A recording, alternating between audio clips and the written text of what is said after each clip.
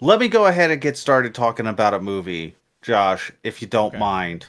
Because I was talking to you like a couple like a week ago or whatever, saying that I had started this thing where I was like, I'm gonna watch all of the Disney animated movies, and I'm only going by theatrical release. So I'm not doing like all of the bullshit sequels to like Beauty and the Beast and Aladdin and all that were like straight to VHS. Theatrical release Disney animated movies. I wanted to watch all of them from start to finish. Okay. How long has it been since you've watched Snow White and the Seven Dwarfs?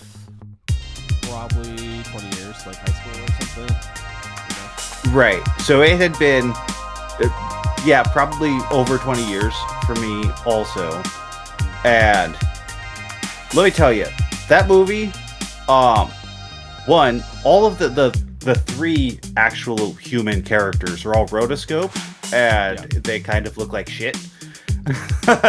If I'm being honest with you, but fuck, man, that movie's boring. It's so boring. Nothing fucking happens. Yeah. It was great for its time, but it's just not much going on, right? It's just like we know the story, but it's very fairy tale. It's very cookie cutter, right? I mean, it's a fairy tale that would have been like a 5-page short story that they stretched into an hour and 20 minutes. Yeah. So Like, it's so fucking dull, man. And honestly, that's kind of my general opinion about this whole, like, the early days of Disney here is that, like, man, I don't think these movies are actually very good. I know, like, people love Disney and people love them, but I don't think they're actually good. like the early ones, Sorry. yeah, yeah.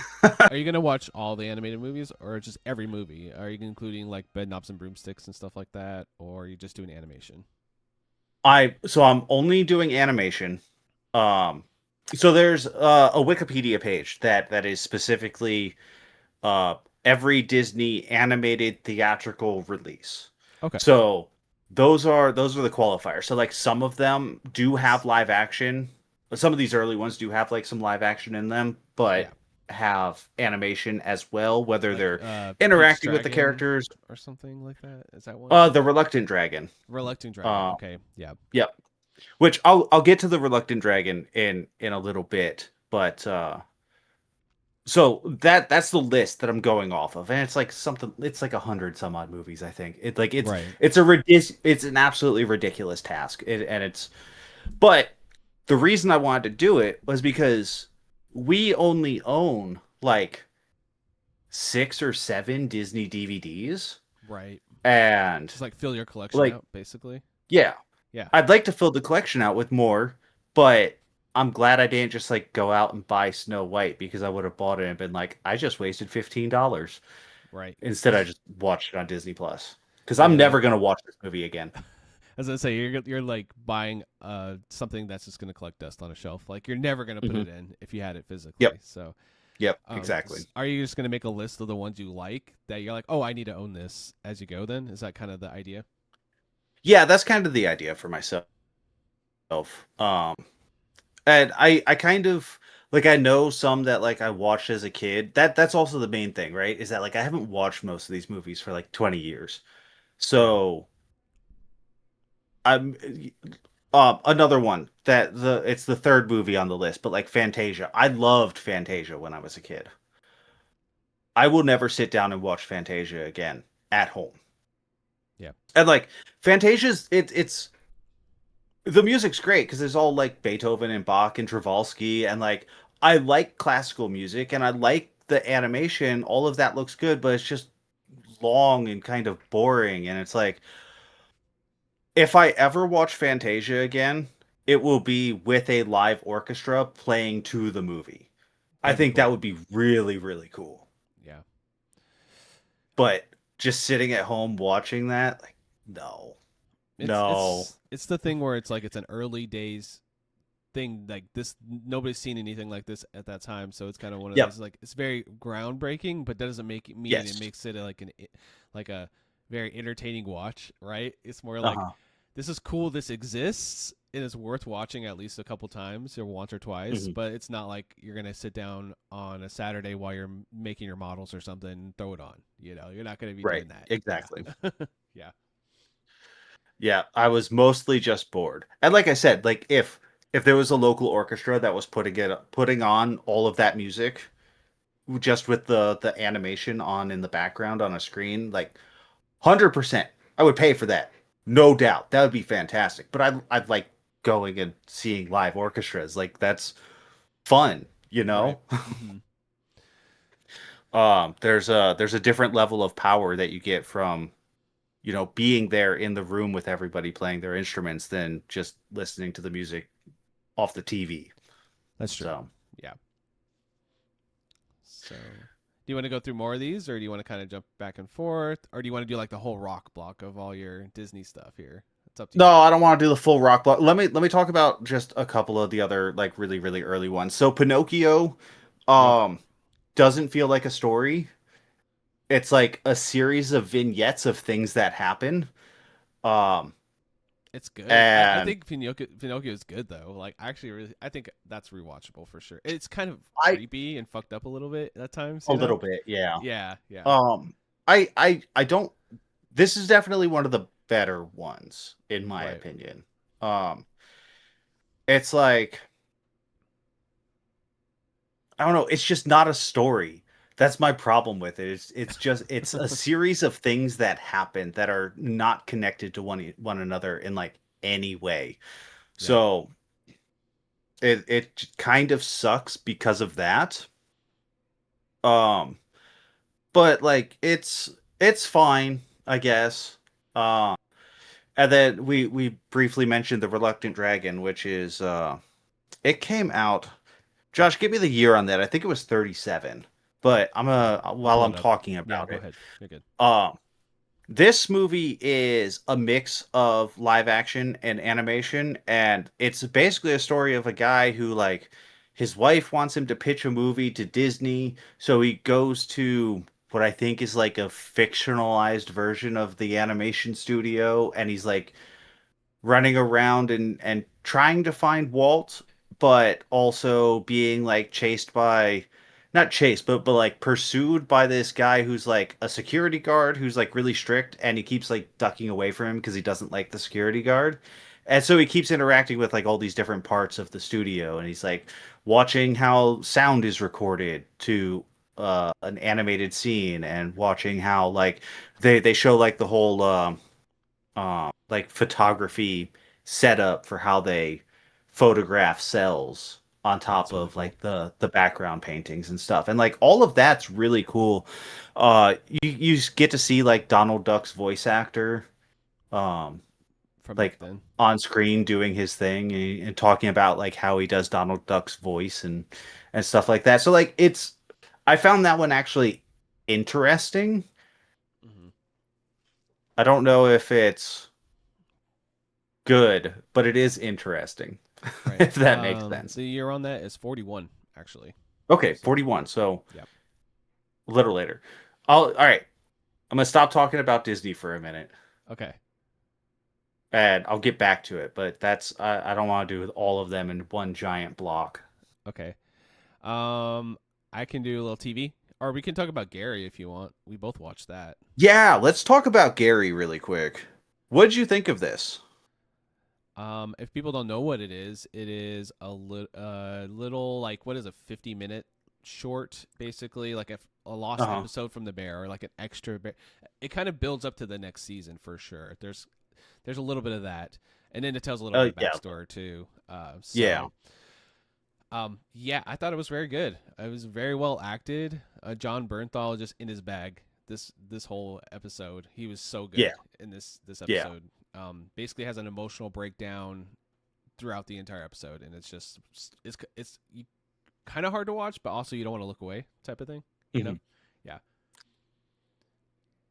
Um, But yeah, I mean, both of them are sorry, great. I forget his name. Is it Yvonne or the guy who plays cousin? He is the guy who plays the Thing in Fantastic Four. That guy, he's really good too in uh-huh. this. And Oh yeah, they're both great. So yeah, it's yeah, just like it's them going on like this road trip and just kind of hanging out, but it seems like the road trip had something to do with like Mikey's drug problem. Like yeah, it seems like they were going there to either sell drugs or buy drugs, and um it's just them like hanging out for a day. yeah. And the guy's name is So Ebon. I was right. It's Ebon Moss Ebon, Bakrock.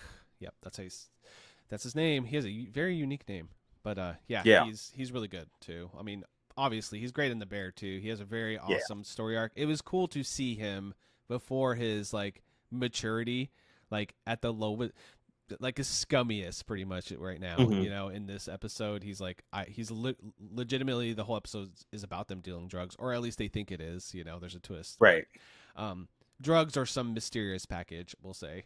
yep. But it was kind of them at their quote unquote worst doing drug deals and things like that.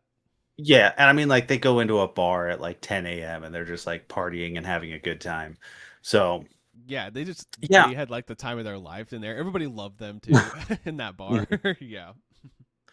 Yeah, it was a really fun episode. So like it just kind of shadow dropped. Like I didn't hear any announcement that this was going to happen. No. And we've got the new season of The Bear coming up here pretty soon. So, I guess they just wanted to like drop it and be like, "Hey, remember like don't forget like this show still fucking exists, you know?" Yeah, and it's Um, really good. So here's another really good thing just to remind you how good this show can be, you know? yeah. Yeah, and so because the new season is coming out here pretty soon, I was like, well, fuck it, I'm just gonna start rewatching it after I watched that one episode. So yeah, I watched the first three seasons of The Bear again. Great show. I'm glad Yeah, that you pretty much discovered that show through this podcast, right? For the most part, or you yep, knew about it, but never probably wouldn't have been gravitated towards it unless I told you, "Hey, go watch it." Right? yeah, So yeah, yeah, definitely. It was definitely the sort of thing where like um I kind of had heard that it existed and people kind of talk about it positively, but it yeah. seemed like not the kind of thing that I would normally watch. So, um, on this, God damn, I know I remember a character's name. Um, In Gary or in the no, Bear. in the bear. Oh, which character? The fucking Pete, the Okay, guy who Pete. plays Pete. Yep. On this second watch through, like Pete always felt like on like the first watch through that he was like just kind of a doofus. On this second watch through, it's like he's like the only normal guy, and he's just trying to like exist in this family of fucking psychos. Yeah. He's like if honestly if I was like married to somebody who had that family, I'd be like Uh huh. I don't know what to do with myself. Where do my hands go in this situation? Everyone's yelling Hmm. all the time. I'm just trying to have a conversation, you know? So, yeah. Yeah. Uh, Uh, yeah. So that's like my I don't know main takeaway from this rewatch is that I think I like his character a little bit more than I did the first time. yeah. We rewatched first I think I've watched the first two seasons twice, but not the entire show. So that's something I should probably do at some point. But I think season 4, like, is it season 5, the new one? The newest season, Yeah. is supposed to be the finale, I think. So it should Yeah. wrap up the story. So maybe it'll be a thing where it's about to come out and we're like, screw it, this weekend we're binging, you know, and just have handheld consoles and binge that or something, you know? So Right. yeah. Yeah. Yeah. So I figured with the new season I might as well refresh, even though Yeah. like I didn't watch it. You know, it's not like I watched it all that long ago, but like as somebody who collects DVDs and like has this huge library of physical media, it's not unusual for me to just go back and rewatch things. So it's kind of whatever. I'm used to it and I like to do that. So yeah. It's still good. Nice. Turns out, show's still good. Oh, I I just remembered there's a show I watched that I didn't put in my list here. Do you know? Have you ever seen Schitt's Creek? That show have at all? not. Okay, No. so Eugene Levy's son's in that show, and Mhm. Dan Levy, he started another show on Netflix called Big Mistakes. We started it, so I guess I'll put a pin in that when we finish it. But so far, I'm Okay. really enjoying it. Um, just a ridiculous comedy about people in over their heads. He's a minister and he's gay and he's closeted, and so there's a whole drama thing about that, and Mhm. just they get in with the wrong crowd because his sister decides to steal a diamond necklace from the wrong person. We'll just say that, and it ends up being chaos ensues after that. So it's been fun. All right. So yeah, Yeah. Yeah, that sounds like fun. yeah, it's a good little show. But yeah, I just wanted to shout it out. I just remember we watched that. I was like, what is that show we started? But anyway, you want to jump into some more TV, or it's up to you on this one? I'm leaving it up to you. Uh, I so like comfort TV for me is The Venture Brothers. Oh yeah, it's great. I fucking love that show, and so it's like it's the kind of thing that I'll just put on and sit down and watch, or sit down and like do other things while it's on. Um, I don't know. I was just kind of feeling shit one day, and I couldn't find a game that I wanted to play, and I couldn't find anything that I wanted to watch. So I was just like, I'm just gonna start The Venture Brothers over. So I also watched the first three seasons of that, which great. Like I love it. The It's so crazy when you sit down and you watch all of the seasons back to back. Like the animation does like progressively get better as they got more budget, but also like on top of that, the story just gets more and more and more ridiculous. And so like in the first season, it starts out where you don't know that like Hank and Dean are clones, and then they die, and it's left on a cliffhanger at the end of the first season, only for the beginning of the second season for like um Doc and Brock to just be like, "Oh yeah, who cares? Like they're dead. They'll be back. It doesn't matter." And uh, as it progresses, um, the uh, the Monarch and like the whole Guild of Calamitous Intent gets expanded on so much, and like they become such huge players instead of just being like the more Saturday morning cartoon that first season is, where it's almost like Monster of the Week. It starts getting like overarching narratives over the entirety of the season, and like inter-season narratives, and like character growth for literally everybody. And it's God, it's so fucking good. It's just one of the best shows that Adult Swim ever had. I This is one of those shows where I catch episodes. I've never sat and watched like it front to back. I'll be honest, but every time I You caught an really should. episode, I'm just like, this show rules. And then I was like, you know what? I should probably watch this at some point, like from the beginning. But it's usually like, I'm just bored watching Adult Swim as a kid when this first came out, because this Mhm. show's been around for a long time, and then Oh yeah. or it's like I would just see a random episode and watch a random episode on like YouTube or whatever, or clips, Mhm. but I haven't actually sat down and watched it. But I know it's really good. Yeah, the story just keeps getting more and more insane as it keeps going. And like I said, they expand on all of the characters' stories so much. Like there's background characters in like the first season that end up becoming main characters in later seasons. Like it's crazy. So, yeah, Venture Brothers is fantastic. It's 100% worth a watch. Awesome. But I mean, I don't think you needed me to tell you that. No, no, that's just it's a very well loved show, and I know it's awesome. It's kind of it is a gap because I haven't seen everything from it. How Mhm. many seasons does that show have? Like Five. six, five? Okay, 5 or 6. It's either yeah, 5 or 6, and then there was the movie that and the movie too. they were, yeah, they released the movie because Adult Swim canceled them in like the middle of writing the next season, and that was kind of the thing, is that they would take like 2 or 3 years to write the next season of the show instead of like just pumping it out season after, or year after year.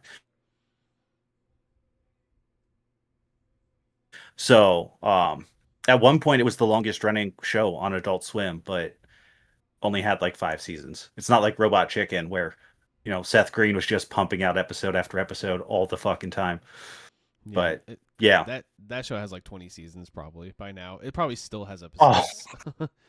uh, Yeah, I can't imagine that they've stopped. I haven't watched Robot Chicken in years. That shit it's still great. I mean, like I love those early seasons. They were hilarious.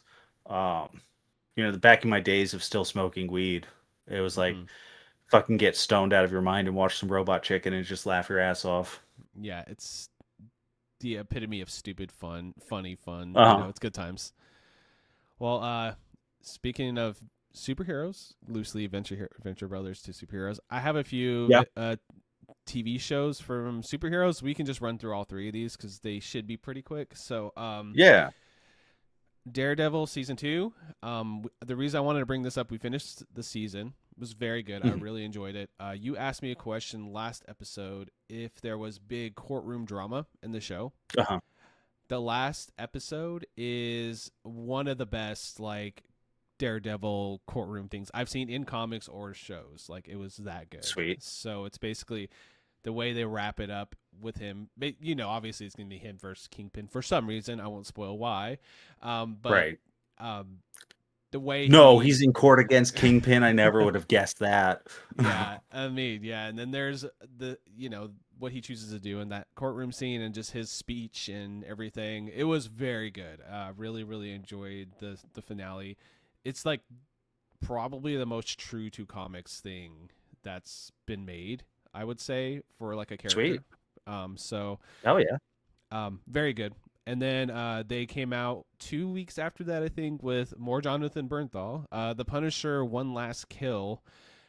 This one is very much another day in the life episode, one-off type thing. It was like 55 minutes, I think, around that time Hmm. frame. It's just about the Punisher coming to terms with some part of his past and trying to get revenge on somebody who that he found out killed his family, because that's his whole origin. And if Yep. that actually brings him peace to get that one last kill and kill that person. So that's kind of what it's about. It was solid. I wouldn't say it's the best thing he's done recently, obviously with Gary and stuff, but it was good. Worth watching for like more contextualization of that character in that world. And then Hmm. the last thing we watched here from the superhero block, or the TV superhero block, because I have a movie one too. Um, Yes, you do. the boys wrapped up. Have you ever seen the boys, or do you care to watch that Mm-mm. show at all? Probably not. You're not a Um. huge Amazon Prime guy, so you probably haven't watched it No. because of that. Yeah. No. I have not.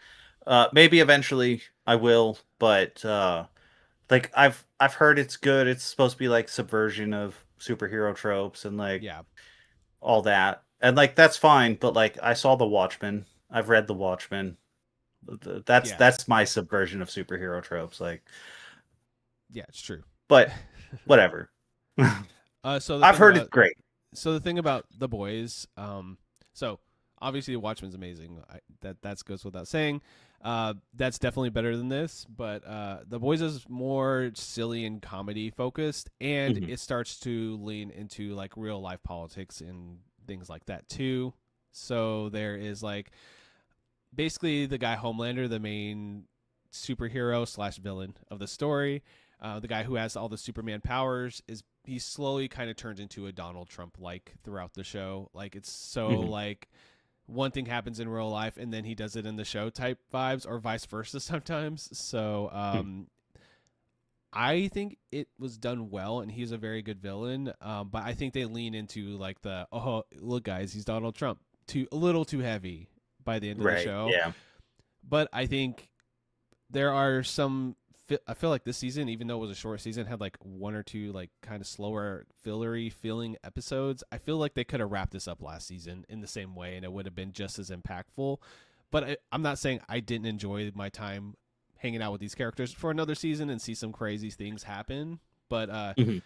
I could tell they just had to end it. It was kind of like, okay, we're ending it now, and it's like, cool. I'm glad you ended it, and not kept this going for 10 seasons. But maybe you should have ended it last season with like 2 or 3 more episodes after what happened at the end of Right. season 3 or 4, whatever it was. But So here's my question for you. The sure. internet seems to hate this ending. How do you feel about it? Oh, it's pretty much. I thought it was great because it's pretty much what you would expect. Do you want to know what happens? You probably Okay. don't care. I Okay. don't care. Okay. Spoilers for the boys if anybody cares, I Yeah. guess. Skip ahead like a few minutes here, or a couple minutes. Um. So basically, Billy Butcher hates Homelander, right? Because Hmm. Homelander basically raped his wife, just to be blunt about it, and they had a kid, and basically he has a personal vendetta against him, and plus he's just an evil superhero that's killing people and just doesn't give a fuck about anybody but himself. And so the whole show is him trying to get rid of Homelander, the entire show. So it ends with Homelander basically declaring himself Jesus Christ and God, and trying to get people to worship him. And if people don't worship him, he was going to kill like anybody. He had literal mind readers around the entirety of America. If anybody didn't believe he was God, he was just going to have them killed. So Okay. uh, Butcher and the team go there, and Butcher starts out as human. There's a whole plot point where he gets superpowers because obviously he's going to have a big fist fight with Homelanders at the end, and it ended up being in the Oval Office, live on TV while everybody was watching it. So, and I'm like, for the character and what the storyline is, it's a story about Billy Butcher and that team trying to get rid of these evil superheroes that are basically taking over are basically running the world. Right. So ending it with kind of like, okay, we got rid of the head honcho of this, or the main perpetrator, or the guy who's probably going to ruin or destroy the entire world because he wants to make it in his image. Cool. I thought that was a good ending, and it makes sense. So, um, I thought it was a fun fight. They do a little. I'll do no more spoilers. I'll just say they do a little twist after that happens, and yeah, it's very very good show. I had a good time. It's going to really depend on if you like the characters or not. If you find the characters Right. irritating or grating, then you're probably not going to enjoy the show, because that's really what it ends up being. A lot of this last season is just a bunch of the characters interacting in new ways that you haven't seen before, which happens after you have a show, for more than 4 or 5 seasons. So, Right. but I found it good through the whole thing. It's not always amazing, but I always go like leave an episode like that was a good time. I'm enjoying what the story is doing. It was silly and goofy half the time, but it was a good time. And you always wonder what's going to happen next, and they do the plot elements to where you're like, okay, what's the next episode going to be, because this dude is just like snapping and becoming unhinged. So Mhm. yeah, good times. But people love to hate stuff, so if Yes, anything, they they're do. gonna say the ending sucks regardless. But I think it was as good as the rest of the show. The show isn't like a 10 out of 10 for me anyway. I would say it's a good like 8 out of 10. Like, hey, great show. Like, it's enjoyable. Right. Yeah. Has some rough patches, but overall, I enjoyed it, and it's worth watching. So Cool. How about I continue on the Disney train for a minute? let's do it. All right. Dumbo. How long's it been since you watched Dumbo? I probably haven't watched that since I was like a little kid. Okay. Boring. Boring Dumbo is again. not fun. Yes, Okay. very boring. It's also another one of these movies that's just like a series of things that happen that don't feel connected in any way. So it's just a series of vignettes. Um, there are some extremely racist crows I that remember that. are caricatures of black people. Um, not great. Disney Plus It does like was a the warning, 40s. right? They do like a warning at the beginning, don't they? Like Disney. I think they do. They might. I don't Yeah. remember. It's like, this is of the time, and Uh-huh. it's not altered for historical purposes or whatever. I think they Yeah. do like a little notice at the beginning when it's like, oh yeah, there's some Mhm. racist stuff in here. Yeah.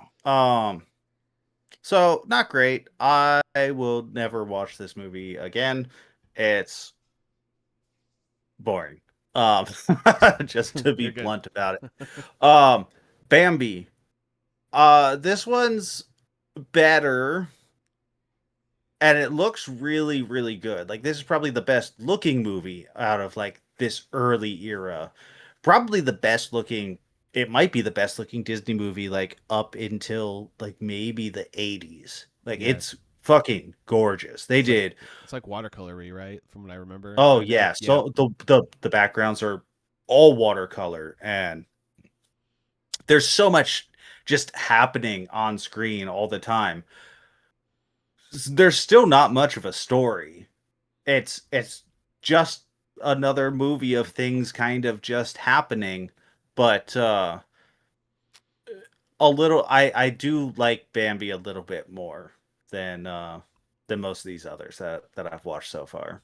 Yeah, it has more Uh, emotional baggage at the beginning, at least. You know, it's very yeah, emotional. There's at least a little bit of that arc in there where it's like, at least I'm feeling a little something watching this. But yeah, so that already makes it a little better, right? Than just here's yes, like 12 scenes chained together that don't really make sense yep. together. Yeah.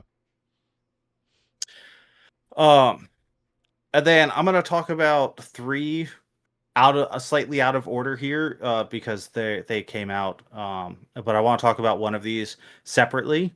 I want to talk about that one separately. We'll get there in a second.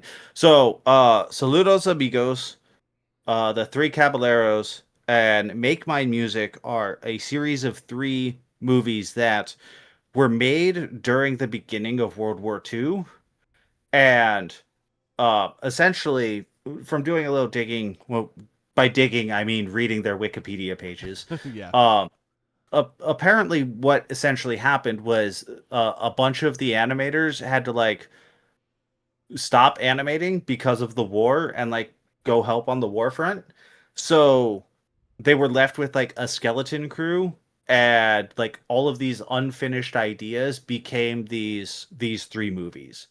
And so they are literally like anthology movies where it's like three or four short stories kind of just spliced together that don't actually mean anything to one another. Um and they're involving like some new characters, then like a little bit of Mickey, a lot of Donald, and a little bit of Goofy. Uh I'm kind of surprised at how little Mickey is featured in like any of the early Disney movies, with the exception of Fantasia, which is like very Mickey heavy, you Mm-hmm. know? Like everything up through like the 50s is kind of just like there's almost no Mickey. Like he was basically just there for like the shorts and whatnot, but he was Yeah. not really featured in any of the feature films, even though like Mickey Mouse is like Disney's fucking mascot and was, very heavily at the time. Um, but I was not able to find one of these movies. Make My Music is not on Disney Plus, Hmm. and I could not find a copy of it online, and I honestly don't care. Okay. I'm just going to skip past that one because like it's just more of the same. So like Saludos Amigos and the Three Caballeros are like they're okay, I guess, if you want to watch three 30-minute shorts stuck together, or three 20-minute shorts stuck together. Like, yeah, they're fine, I guess, whatever. Yeah. Um, and I just don't really care to watch another one. So I'm contradicting myself by saying I want to watch all of them, and then I get to this one, and I'm like, I just can't be fucked, man. I just Um, don't care. so are these like the shorts that played like if they were to screen the old school Disney movies, they play the little short before things, or is it just Hmm. like shorts they made for just the play in theaters, or No, like these are like short movies that were concepts that they wanted to make full-length feature films out oh of. okay, gotcha. But because of the reduced staff, because of the war, they couldn't Yeah, make, one of these into one full-length feature. So instead, they just like chopped them shortened the up. movies, yeah, chopped them up into like what they had, and just stuck a few of them together, and were like, it's good enough, put it out. That's fair. At least that's kind of how it was explained to me. Um, Via wiki. via the wiki. Yeah. I think And I so think I just like, had you repeat yourself. My bad. I just blanked. Oh, you're good. no, you're good. You're good. Um, but yeah, I mean, like they're okay. There's a couple of like kind of catchy songs in them, but nothing that really stands out. I would say, at least not in these ones. Okay. Um, and then the one that I said that I wanted to skip, which comes in between those three, is called Victory Through Air Power, which Uh, Disney does not have out on any service because they're not going to put out a pro-war propaganda film, which is exactly what this is. And this is actually, I won't say it's good, but it's interesting. right. It's like an anime. The first half of it is like an animated history of the airplane. So the first 30 years of flight from the Wright brothers up until the start of World War II, how planes were being used. So like we didn't quite have sky buses. We didn't really have international travel via plane yet. Like it goes through like the history. I mean the history of flight. So it talks a lot about the Wright brothers and like the 10 years of innovation after that as planes got exponentially better and exponentially faster. The first people who like flew across different bodies of water. It talks about all of them. It talks about like a little bit about how planes were utilized in World War One, and then the second half of the movie is 100% just a propaganda piece. You've got a guy narrating who is like, I don't remember his name. He was part of like high command in the military, and he's talking about like how the Germans and the Japanese were using planes at their longer range with their planes to be able to like stop ground troop advancements and stop the navies and be able to defend off the shorter range planes that like Britain and France had at the time. And then on the Japanese front, I think only really China had any sort of like real army at that point in time because Japan took over like China and like the Korea and then like all of the islands, that whole like island chain there. So Malaysia and Indonesia. I could be getting names wrong, and if I am, I very much apologize. But geography is not my specialty. But essentially, they were talking about like how their air power was able to, you know, win that part of the war, and in order for the Americans to be able to defeat the Germans and the Japanese, that they were going to have to produce better planes and more of them. And uh, kind of talking through like some of that early strategy of how we were going to get into Germany and get into Japan. Um, That's so cool. like it's interesting on that historical front, and it's interesting that Disney put out a movie like this. Yeah, So, it's like edutainment a little bit. Like it's like uh-huh, education, entertainment, but also like you said, it is a propaganda film too. So it's like absolutely. a little bit of everything. Yep. That's kind of cool. In like it's cool. It's kind of weird they made it. Like it's like interesting they made it, but Uh-huh. it's I could see myself watching it like wow that's fascinating because like they don't do people don't do things like this anymore type of thing. You know. No. And actually, let me ask you a question. Did Sure. you have you watched any Rocky and Bullwinkle anytime in like your adult years? Not as an adult. I watched a good portion of the animated show whenever the live action movie came out in the early Mhm. 2000s, which is I don't know if it's good. I don't remember much about it, but I remember watching some on what's that called, Boomerang or whatever on Cartoon Network. So that's when it's been forever. So is that more Okay. propaganda too? Absolutely. It is Okay, anti-Soviet Cold War propaganda, like 100%. okay, And like it's good. Like I really like Rocky and Bullwinkle. I watched a lot of it like 15 years ago or so, something somewhere around there. Because I used to rent DVDs from the local library all the time. When I lived like right across the street from the library, I would just walk over there. And they had like season upon season of Rocky and Bullwinkle. So I sat down and watched all of it or almost all of it at one point in time, and it's very anti-Soviet propaganda. Um, it's still a fun show though. yeah.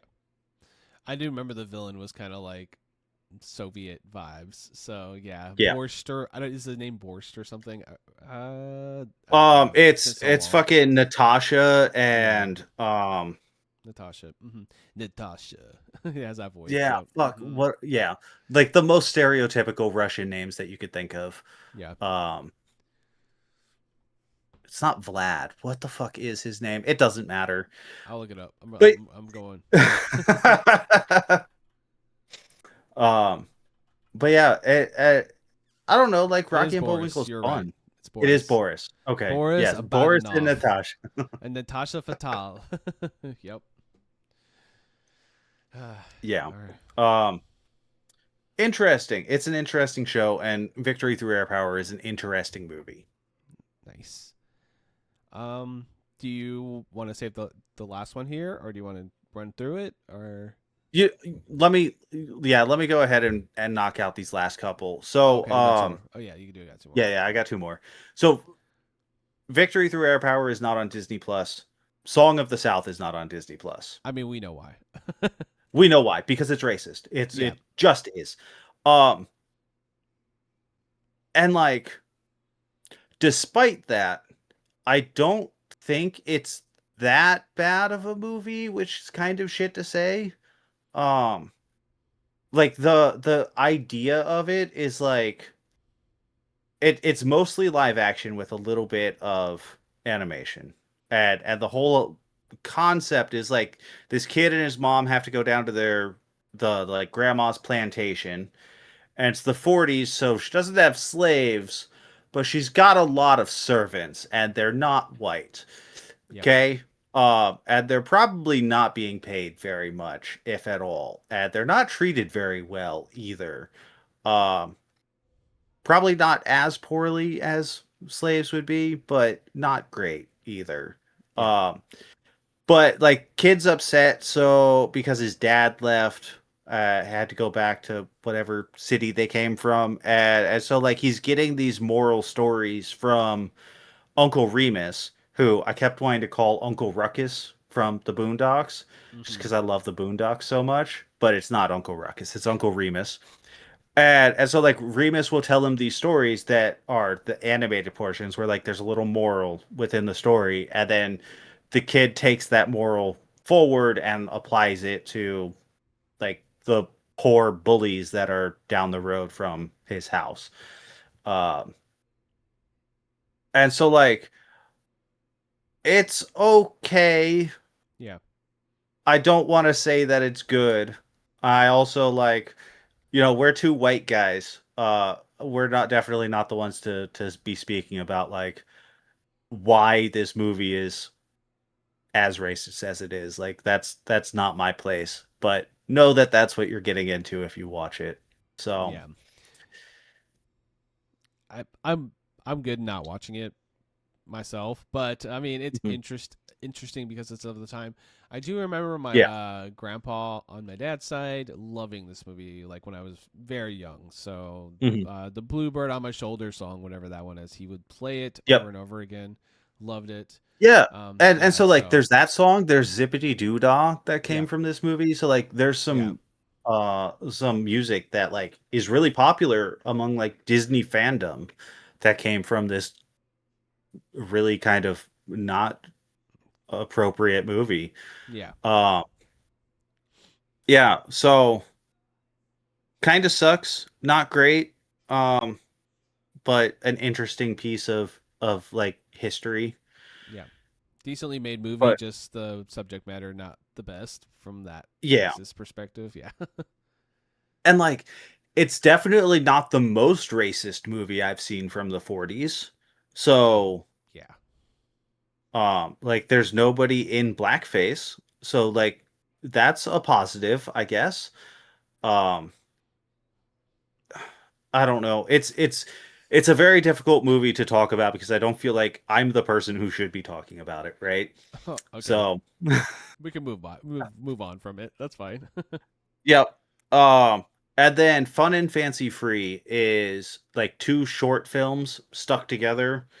The first one is like a circus bear who escapes from the circus and is like out in the wild wilderness for the first time, but he's still wearing like a vest and riding on a unicycle. And it's like kind of fun, I guess. And then the second one is Mickey, Donald, and Goofy, and this is where if you ever see that GIF of like Mickey slicing off the like Yeah, the super thin bread. piece of bread, yeah, Mm-hmm. this is the movie that comes from, Nice. and the second half is just them three in Jack and the Beanstalk. I've seen that one. And I remember that one yeah, pretty vividly. Yeah. and like it's kind of fun. Like it's a pretty fun like Mickey story. Um it's not great, but like it's pretty good. I don't know. I've never been like the biggest fan of Mickey Mouse kind of in general. So, Yeah. That's the type of thing that you'd be sick in grade school and it would be playing during the day on Disney Channel or something. mhm. Like these things just were on all the time. Yeah. Yeah. Yeah, so like it's fine. I would say it's more worth watching than a lot of these other movies. Nice. So, Out of that's where I'm at with the Disney movies right now. Okay, I was gonna say out of all, I'll ask these as you do them. What is your favorite one out of this bunch so far?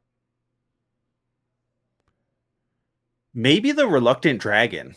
Okay, Uh just because it's like it's an interesting even if it is a fictionalized look at like how the Disney studio was making animation at that time, and it's just kind of fun.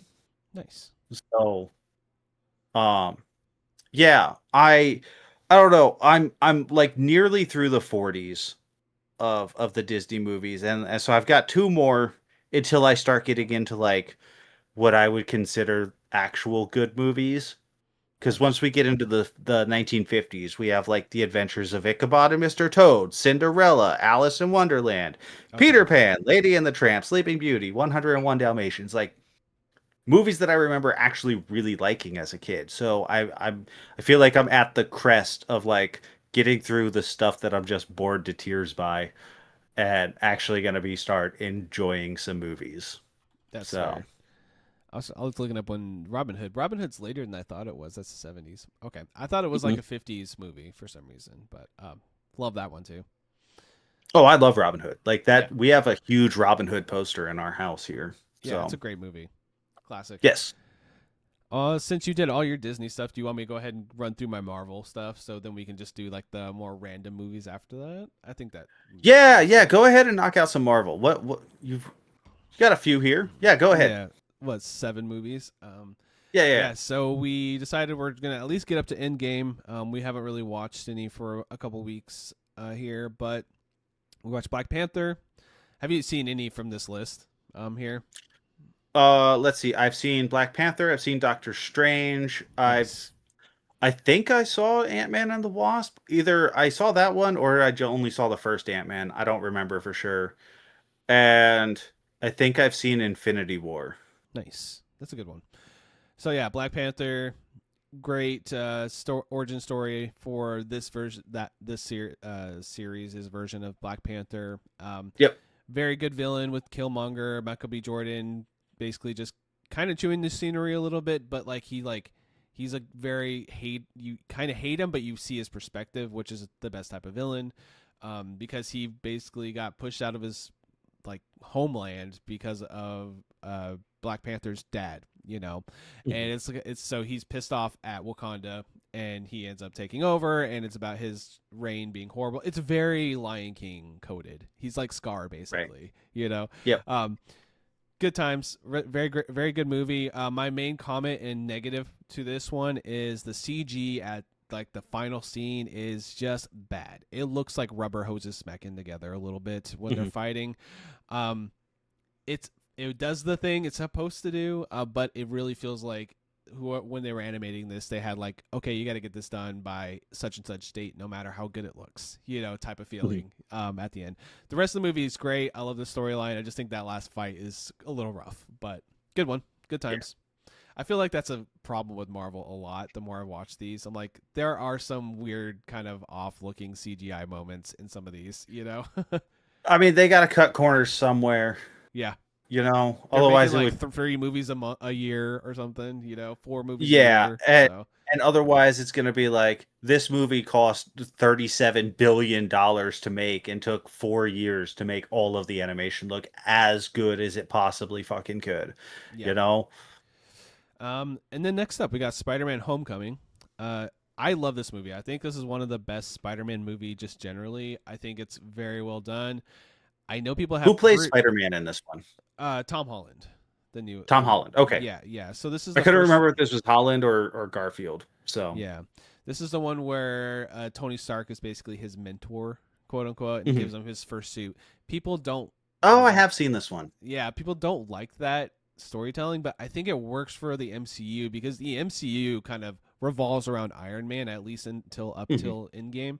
So it Yeah. made sense for the character, and it helped this specific version of Spider-Man be its own unique thing. So I really liked it. The twist at the end, who the Vulture is and everything, so well done. Spider-Man trying to swing in like a suburban neighborhood and just like shit, I can't. There's nothing to grab onto, so he just has to sprint down the road. Hilarious. Um, Great quips. It is a really good introduction to him as Spider-Man. I love this Mhm. movie. It's really good. I think all of them I'm a Spider-Man stan, so most of the Spider-Man movies I'm gonna like a lot, but I really do think the MCU ones are great. So Doctor Strange, we watched that one next. Obviously, we're still going in timeline order, so that some of these won't be release order. I think Doctor Strange came out later than a couple of these, but that's fine, or Mhm. earlier. Um, I like this movie. I think it's good. Introduces like the mystical side of the universe.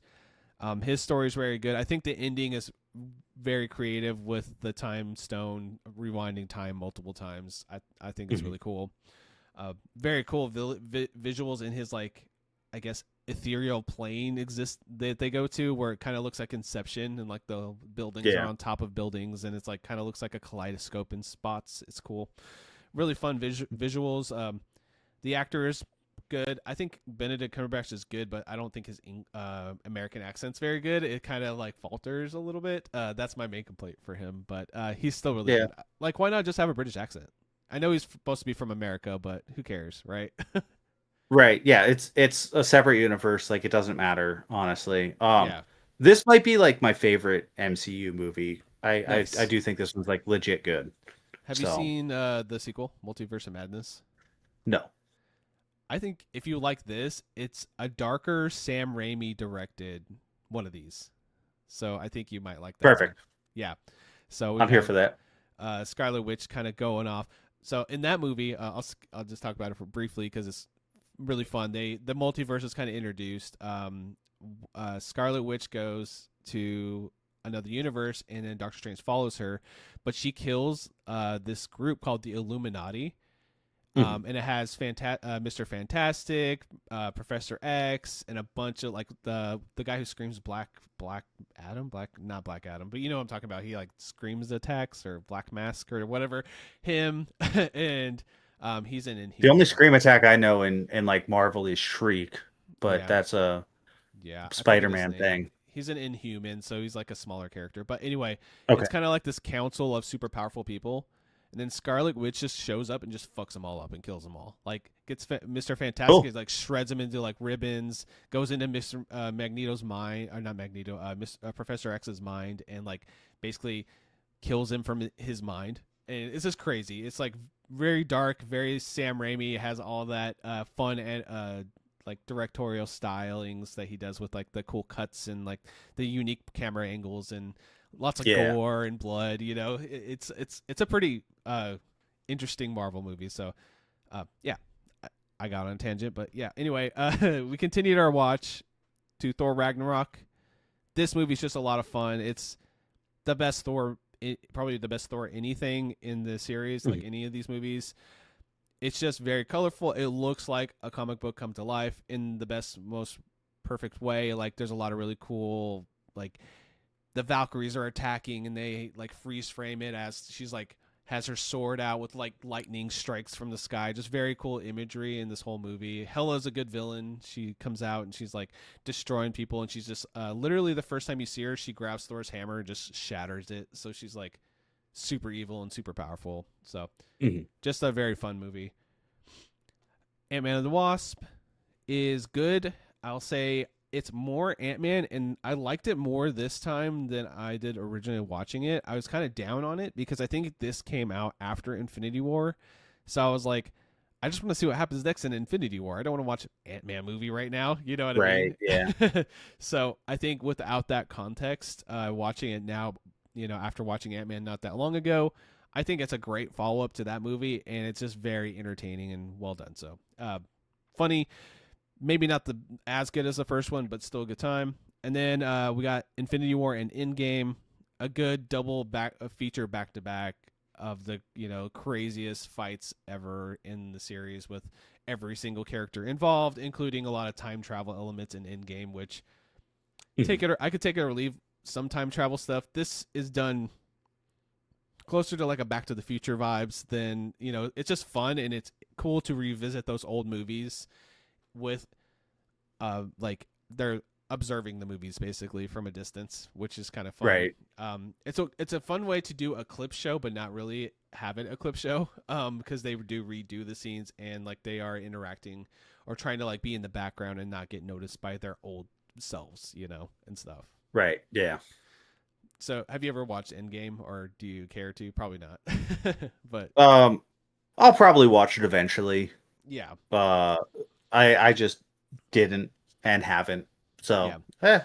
whatever.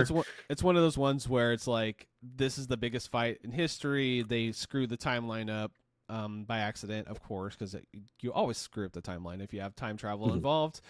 And Thanos brings an entire Chitauri army, like from the first Avengers, those like alien floating ships, like the entire army with him to Earth to the compound, and then all the people that were dead in the first one come back all at the same time. So it's like the biggest like 5,000 superheroes versus 5,000 bad guys, with a bunch of explosions and just action. Yep. It's really cool though. Captain America says, all the Captain America things and does all the Captain America stuff to be like the leader of the pack. So good stuff. Mhm. Just fun. These movies, I'll say it almost every time I talk about them. They're not high art, but they are movies you're going to go in there going, okay, I had a good time with that. I really like the Uh-huh. characters, and it's just fun to watch things, colorful things fight and smash each other. But they do have good character arcs and fun things that happen. Some not as good as others. Out of this lot, I think we ended up ranking Endgame as the best because we just like that final, like this is like the end of this chapter of this series, so it was really good. Right. And then we put Thor Ragnarok pretty high too. I think I'm gonna stop saying the whole ranking till we're done, and I'll just say the whole ranking because we're at like 20 plus movies at this point. So um, Yeah. out of these, personally, I think I like the Spider-Man movie the most, just from my personal taste. But Endgame is a good solid second. So yeah. Cool. Speaking of movies that are just dumb fun but not high art, The Last Witch Hunter. Josh, have you seen this? Is this that Vin Diesel movie? It is that Vin Diesel movie. I haven't seen it, but I've seen him post about it on Instagram. Vin Diesel is the most fun Instagram follow, by the way. He just posts the most ridiculous shit all the time. It's a good time. I bet. Um, so me and Johnny, um, Bad Times, who is the host of Kindled Across the Sea, a Dark Souls podcast. We sat down and we watched this one afternoon, and he was like, "Oh, this movie's bad. We should watch it." And I was like, Sure. "All right, yeah, I'm down to watch bad movies. Like, let's go, let's do this." We got like 40 minutes into it, and I told him, I was like, "I'm wondering where the bad part starts, dude, because like I'm having a good time." And look, this movie's not good. Vin Diesel's not very good in this movie. He's exactly the same as he is in every other fucking movie. He's just being Vin Diesel, right? Um, and this movie is I couldn't even tell you basically anything about the plot. It's he's like a no, I Frankenstein is the one with the gargoyles. He's fucking hunting witches. The title of the movie is what you get. If you like movies um like The Brothers Grimm or Van Helsing from 2004, this fits like right into that like cheesy 6 out of 10 supernatural action movie, and it's just a good time. Like you're gonna have a fun time watching it. Either that or you're gonna fucking hate it if you have no soul. But yeah, it was fun. I liked it. I will buy this on DVD. It will live in my collection. I will watch it when I'm having a bad day. Yeah, I feel like every movie. So the reason I love the Fast and the Furious movies because Mm. they're kind of silly and dumb. I think that's kind of Yeah. the point of them almost. Like here's some Hmm. cool action. You're an 8-year-old describing an action scene with a bunch of matchbox cars. We're gonna make that a movie. You know, with the guy who's Yep. mumbling at you a little bit, which is Vin Diesel. Yeah. So if it's similar to that, I'm sure I would enjoy it because he's just something. That guy's a Yep. character for sure. He sure is. And then we watched I Frankenstein, Nice. um, which is like Frankenstein's monster is like free from Frankenstein and on his own, like out in the world, and he's being hunted by some like demons, I think. I don't fucking know. Or maybe it's vampires. Um and they have to fight against uh they're like gargoyles that he teams up with, but the gargoyles might as well be fucking angels. I felt like they didn't want to call them angels. They just wanted to like circumnavigate the questionable like theology there a little bit and just call them gargoyles instead. It's just like The Last Witch Hunter. It's a big dumb action movie that is really stupid, and you're gonna have a fun time with it if you like big dumb action movies. So, I remember watching this one thinking it was kind of shitty, but it's like I didn't have a bad time, so it's one of those. oh yeah, it's kind Yeah, of shitty. like I didn't have a horrible time. It was more like, why did I watch that? It's like why did I watch it? Uh-huh. But I didn't hate it. It was still okay. Yeah, that's kind of how I feel Yeah, about that movie. it's perfectly fine. It is Yeah, not high art. no, which is fun. I don't always have to watch the most high art thing out there. I like to watch Hmm. some corny stuff sometimes. Yep. Um, well, I guess I can do a segue there. There's a corny Yeah. movie I watched called Pizza Movie. I'm just Okay. gonna go a little out of order, no big deal. It has the guy from Stranger Things with the curly hair and the kind of weird teeth. That kid, Gayton, Okay. he's in there. No offense, Gayton. He's a fun actor. But it's Get the him. chubbier He's one. Yeah, he's the chubbier guy who's always wearing Okay. like D&D tees and stuff all the time. So He's I mean he's gotten skinnier now than yeah, when Stranger Things started, but yeah. yeah. So he's college age now, in real life. So this movie is Mhm. basically like a Gen Z or Gen Alpha type of like super bad type movie where it's like Okay. kids take questionable substance, start tripping balls, and do silly and goofy ass shit, trying to get the pizza from downstairs that got delivered through the dorms. And the dorms are all fucked up because they took some crazy drug and Mhm. everything's just like it's kind of like the backrooms feeling where like they keep going around and they can't get out of this and it's just like chaos ensues and it's That funny. sounds fun. It's a fun and funny movie. It's like it was on Hulu and we just randomly watched it one night. You could do a lot worse. You're gonna get some laughs. It's funny. It's a little stupid, but Mhm. very much that super bad feeling type of movie. I don't know if it's gonna be a classic like super bad, but it's still a good time. Yeah, Okay. Cool. I might have to check that out. That does sound like fun. yeah. It's just on Hulu, so it's like a Hulu original or something. You'd probably like it. Sweet. It's Yeah. nice. It's all a little comedy. I want more comedies like this. Like so when I see a comedy that's like trying to actually be a funny like big budget style comedy, I want to try to watch it and support it if I can because I like those type of movies and they don't happen that Yeah. often. So Yeah. I would like for them to come back and be funny again. yeah, So, true.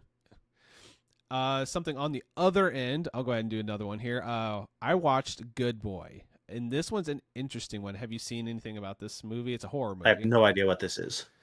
Okay, so it's a horror like ghost in the cabin, some type of supernatural like thing in a haunted house type feeling. So this guy has like this illness that is possibly supernatural, and the whole movie is told through the perspective of his dog. So that's why it's called Good Boy. So Okay. it's not like first person through the dog's eyes the whole movie or anything, but it's kind of like low camera angles following the dog around instead of the human. They don't really even show the human's face half the time in the movie. Okay. So it's kind of one of those things where like the guy will be like throwing up or like having a horrible time because he's ill, and the dog will just see like this apparition in the corner, or like this like skeleton in the corner and stuff. So it's just a Hmm. very like slow burn type of like kind of creepy haunted house movie. I wouldn't say the That movie's sounds fun. yeah, it's really solid. I wouldn't say it's like the best one of these I've ever seen, but like the perspective makes it unique and it's something special to watch. So, Hmm. I say I would recommend you watch it. I think you'd have a good time with it, and it's you might even like it more than I did. I just thought it was solid, but you might like really love it because it's just so unique. I hadn't seen a movie filmed like that. So Hmm. yeah, good times. Cool. Speaking of horror, I watched Castle Freak, the 2020 remake of the 1995 classic. I went into this expecting this to be pretty bad, and I Uh was huh. surprised that it was not as bad as I was expecting. So the premise of Castle Freak is that like this family inherits this mansion from like a distant family member, and there is a like deformed person living in the basement that's been tied up in the castle and has had no human interaction and now is like around new people and freaks out because of that because these people are invading its home, right? Essentially that's kind of the plot, the premise of the original. um so this takes that concept and like the girl is blind. She was blind in the original. It takes that concept and now the blind girl instead of her dad is inheriting the property. And she was like a party girl who hung out with a bunch of like druggies and was always partying with people. She was also like an orphan who went through the foster system and all of this. So she ends up inheriting this castle and she goes there after she was blinded and like her and her boyfriend are trying to like be on the straight and narrow and like not party and drink and do drugs anymore. He kind of like wants that, but also kind of still wants to just party. End up inviting all their party friends, and drugs ensue, which causes him to like start like having psychotic episodes and whatnot because he's like getting back into all of that shit. Yeah. A lot of cocaine in this movie, a lot of cocaine. Um, but they take the like that whole idea of like the new people moving into the castle and the monster that's been living there, and they put a very cosmic horror slant onto it. And there's like a cult to not Cthulhu, Shoggoth, I think is the one. That might be the right name. One of the other fucking Lovecraftian beings, we'll Okay. say.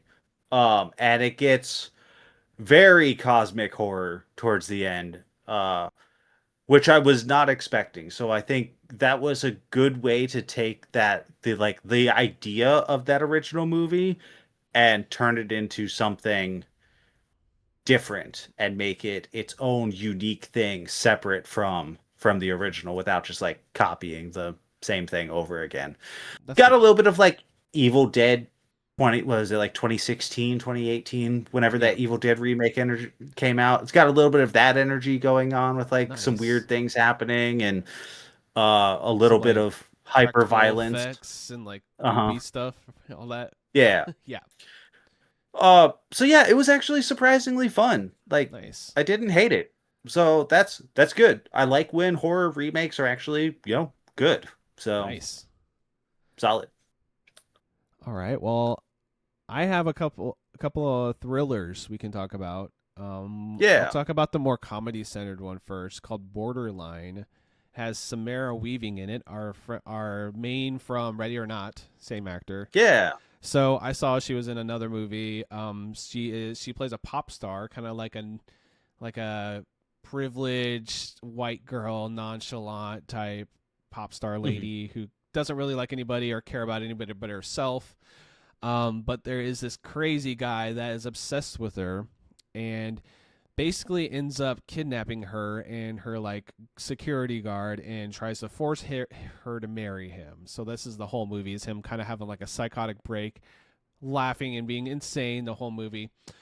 I will say this, it was a pretty fun movie. I will say it's a little corny, and like some of the things that happen in it just don't make any sense at all. And so you just kind of have Mhm. to like go with it, have this movie. Like Right. Yeah. somebody gets shot in the head and he like gets up and walks away. I'm like, that's not how that works. You can't just like go after getting shot in the head like and be fine, stuff like that. But if you it's one of those like absurdist style thrillers where it like tries to amp up the crazy absurd thing that's happening every single scene.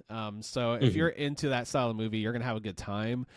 But I'm not gonna say it's anywhere close to like a Ready or Not or anything. But Samara Weaving in trying to get out of some crazy house and getting blood all over her shirt and dress, or Uh-huh. dress, whatever she's wearing, is kind of like a genre now. So I'm fine with it. It was a good time. Yeah. Yeah, I hope she just doesn't get like typecasted to just that type of role. true. But I also don't know what else she's been in. So I watched she's like probably a been in stuff that I've not seen, I'm Yeah, sure. we watched like a heist movie with her. I think it's Mhm. called Eeny Meeny, and it's like a like her and her like a kind of shitty boyfriend are like running from like this drug cartel. But it was Mhm. still very much the similar idea where it's her at the end of her rope running from somebody with blood all over her shirt. It's kind of the same vibe. So, Uh-huh. um, but it's a good time if you're in the mood for something like that. And then we watched Send Help, which has Rachel McAdams and what's the other guy's name? I forget his name, but this is a Sam Raimi movie. It's Dylan O'Brien. He's from Maze Runner and a few other things. He's kind of like a younger actor. Is He's this good. his new movie? Yeah, that's his new movie. That's his new Okay. latest. His latest one. Yeah. So Did you go to the theater to see this or did you watch it at home? Because I it meant was to go to the theater. we missed the theater. We were gonna watch it in theater. We Mhm. really wanted to because the trailers look really fun. Like the premise is cool. Um, Yeah. we just ended up renting it like for $20 or whatever on Okay. Apple TV or something like that. But I really liked it. It's a very very good movie. Very fun, ridiculous. Spoiled rich kid. Basically, this is like a fuck billionaires type of movie. Like the spoiled rich Mhm. kid. Gets basically steals her job, right? Because of nepotism. And she's the one who's been working with this company for like 20 years, and gets passed over for the role. And they are he's kind of forced to bring her on like this business trip, and then on the way to Mhm. the business trip on their private jet crashes on this like deserted island, and then they got to survive together. And of course, she is obsessed with the show Survivor, and like she's kind of a prepper herself. That's her thing. Uh-huh. So she thrives on this island instantly. She's like fishing, builds a tent, cuts down a bunch of bamboo, makes like a teepee, all that stuff. And Mhm. he is just struggling by himself. So, and then she gets to hold that over him, and it's kind of their back and forth. Just these two people acting their asses off on an island. And it's just a really good movie, really well shot. Obviously, it's Sam Raimi. Worth watching. Yeah. Had a good time with it. Hell yeah. So we went to the theater to see The Devil Wears Prada 2, Okay, but I had never seen The Devil Wears Prada. So, interesting. I was forced to watch that before going to the theater. Um, I assume you've seen that movie because like I've seen the everybody's first seen one. that movie. I've seen the first one. My mom Yeah. was obsessed with it. So when I was like in high school or whenever it came out, it was on a lot. I've seen it. I've seen that a couple of times for sure. Man, that movie's really good. I don't know why I waited so long to watch it. It is good. Yeah, like it's just a really solid fucking movie. For anybody who doesn't know, it's about like this girl who goes to work at a fashion magazine, but she's not like a fashion girl. She doesn't care about high fashion and like doesn't really get it, but just wants a job. Yeah. And that's kind of why she ends up getting the job. And Meryl Streep is such a bitch.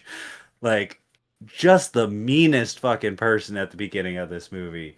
Yep. And yeah, it's just like her working her way through this job and like trying to understand why people like fashion, and like as she, continues on, she, gets more into it and starts understanding it more and like starts dressing nicer and all of that, and then like saves the day at the end of the movie.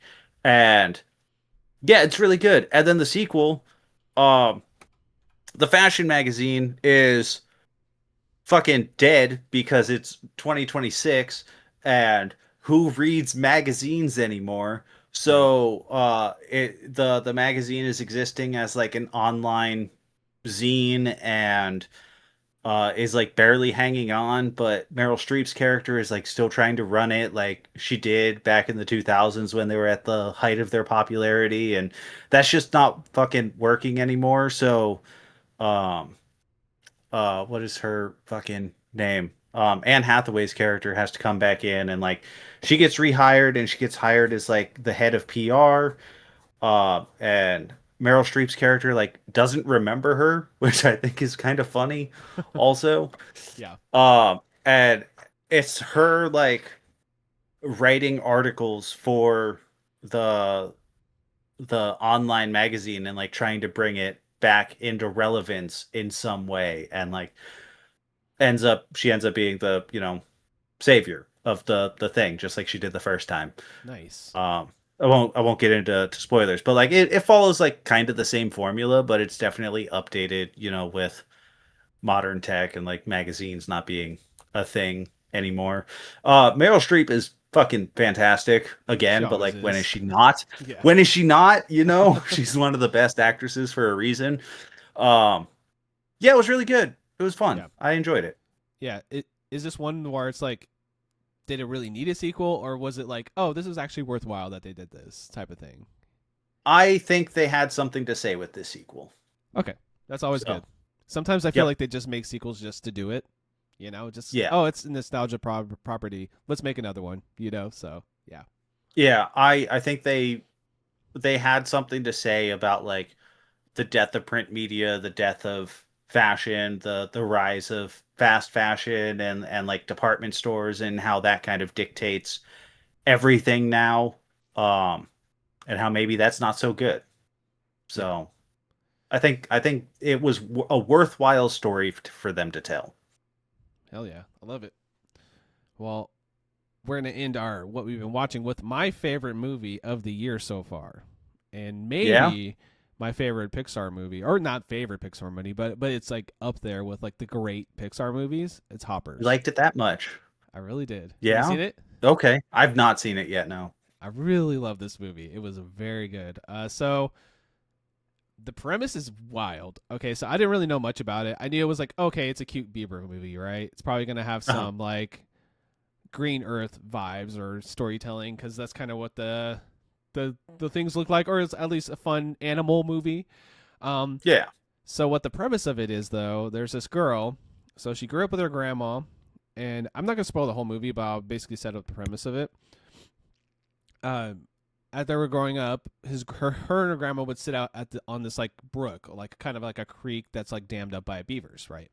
Mhm. Um, so stuff happens. I won't spoil much. Forward, it's the future. 10 years later or something like that, around that time frame. The mayor of the city is trying to basically put a highway expressway over that creek, right? So what she discovers is she's in college, and she discovers her like professor has this technology that can put your brain into basically like Avatar, and they even make a joke about it in the movie. Mhm. Um, put your brain into like little forest animal robots for the most part. So she gets put into this beaver and basically goes through, and it's about how she saves this brook. That's basically the main premise of the movie.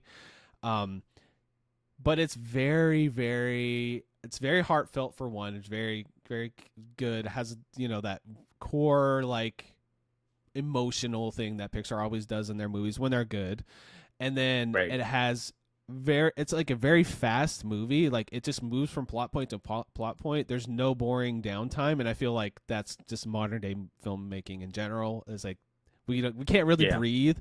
But in this movie, I feel like they do let the scenes breathe when they need to, but it is very breakneck. Like next scene, next scene, next scene, lots of stuff going on, lots of chaos. But this one's kind of one I want Yeah. to say go in blind, but no, it's actually a very fantastic Pixar movie. It's one of the best ones they've done since maybe like Coco. Like Coco's like the one of my favorite Pixar movies, like Mhm. 2017. So it's been like a decade almost, give or take, that they made a movie as good as that. I would say they're all good in their own ways. I Yeah. love most of the Pixar movies for the most part. There's a couple I'm like about, but this is definitely leaning more towards one of their better movies, and it's my favorite movie this year too. So yeah, it's Cool. good. It's very very good. Awesome. All right. Josh, can we take a momentary break? Yeah, we can. You good with that?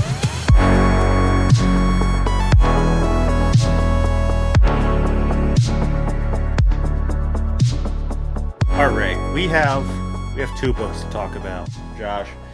Why Mm, don't you get started talking about the Circuit Serpent Mage, book 4 of the Deathgate cycle. We are on the okay. realm of water. Yeah, what's the name of that one again? It's Trolestra. Chalestra. Trolestra. So we got a group that they kind of introduce. Grundle is a dwarf, and it's kind of like a dwarf, a human, and an elf posse. Like this world Mhm. is different from a lot of the other worlds in the Deathgate cycle, in that all of the races kind of live in harmony, including the dolphins. They can speak with the dolphins, which is Yep. interesting. um, so the main premise of this is Hoplo crash lands here. He finds out the water on this planet actually nullifies his glyphs on his body, his magic, his Yep. circle of being, so he can't actually use magic if he gets wet here on this place. And it actually affects Dragonwing, and Dragonwing just basically sinks to the bottom of the ocean, or I guess it kind of goes to the center of this ocean because it basically is a giant like sphere of water with like little bubbles in it, which is like the Yep. not little bubbles, but like bubbles where all the cities are inside this like Yeah. sphere. Um, Yeah. So I think the way that they technically describe it is that like it's in the center would be where the sun yeah. is, Mm-hmm. and that melts the water as it travels throughout this entire giant bubble of water. And then the outer part of like what would be our atmosphere if you were thinking about a planet, is just a shell of ice, and the interior of the planet is where everybody lives under the water. And the water is also breathable.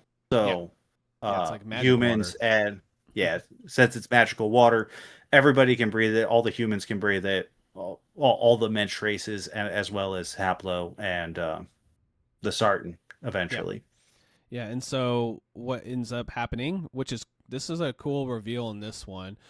Alfred obviously gets teleported here because Mhm. he just goes. So for some reason, Alfred always goes where he needs to go to save the day. Just he just kind of falls into being the hero a lot, which is another Yeah. thing in this book. Um, so he's there. He thinks he's at the Ariana's crypt, which is the world of wind from the first book. He thinks he's there because Air. that's air. Did I say wind? Air. Yeah, you Um, said wind. That's fine. I'm just correcting you. You're okay. you're fine. You're fine. You're fine. Put on your best comic book guy voice, and no, I'm just kidding. Actually, it's Push up my wind. glasses here.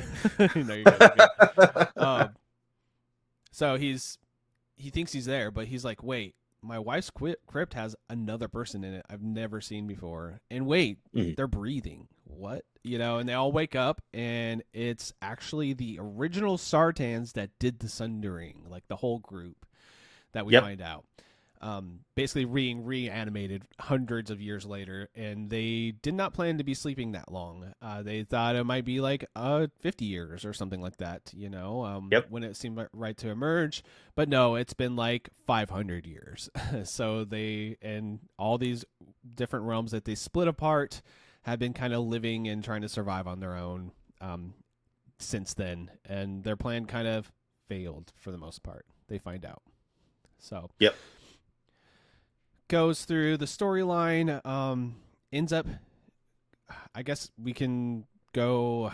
There's a lot that happens in the intermeaning, like to build up to the end here. But for the most part, Hoplo ends up finding these serpents on, which we find out are the like epitome of like fear and hate and like basically wrath on this or on the Yeah. like in these worlds that were created by the patron back in the day, like as possible means for war when they were originally going to try to take over everything. So So that's an interesting read. is Um, that kind of that's what I thought it was that those they were created for, or maybe I misunderstood. so the serpents tell both the patrons and the Sartan that they are the ones that That's true. created them. Yeah, that's right. So I always interpreted the serpents as being like just the embodiment of evil in Yeah. general. Like Okay. they are, They're the hand of chaos, right? Pretty much. Yeah. yeah, they are the if if there is a higher power, they are the opposite of whatever the good part of that higher power is. Right. So they are just the embodiment of chaos, Yeah. essentially. Yeah, so like this there's a lot of things happen in this book. It's a very compelling read.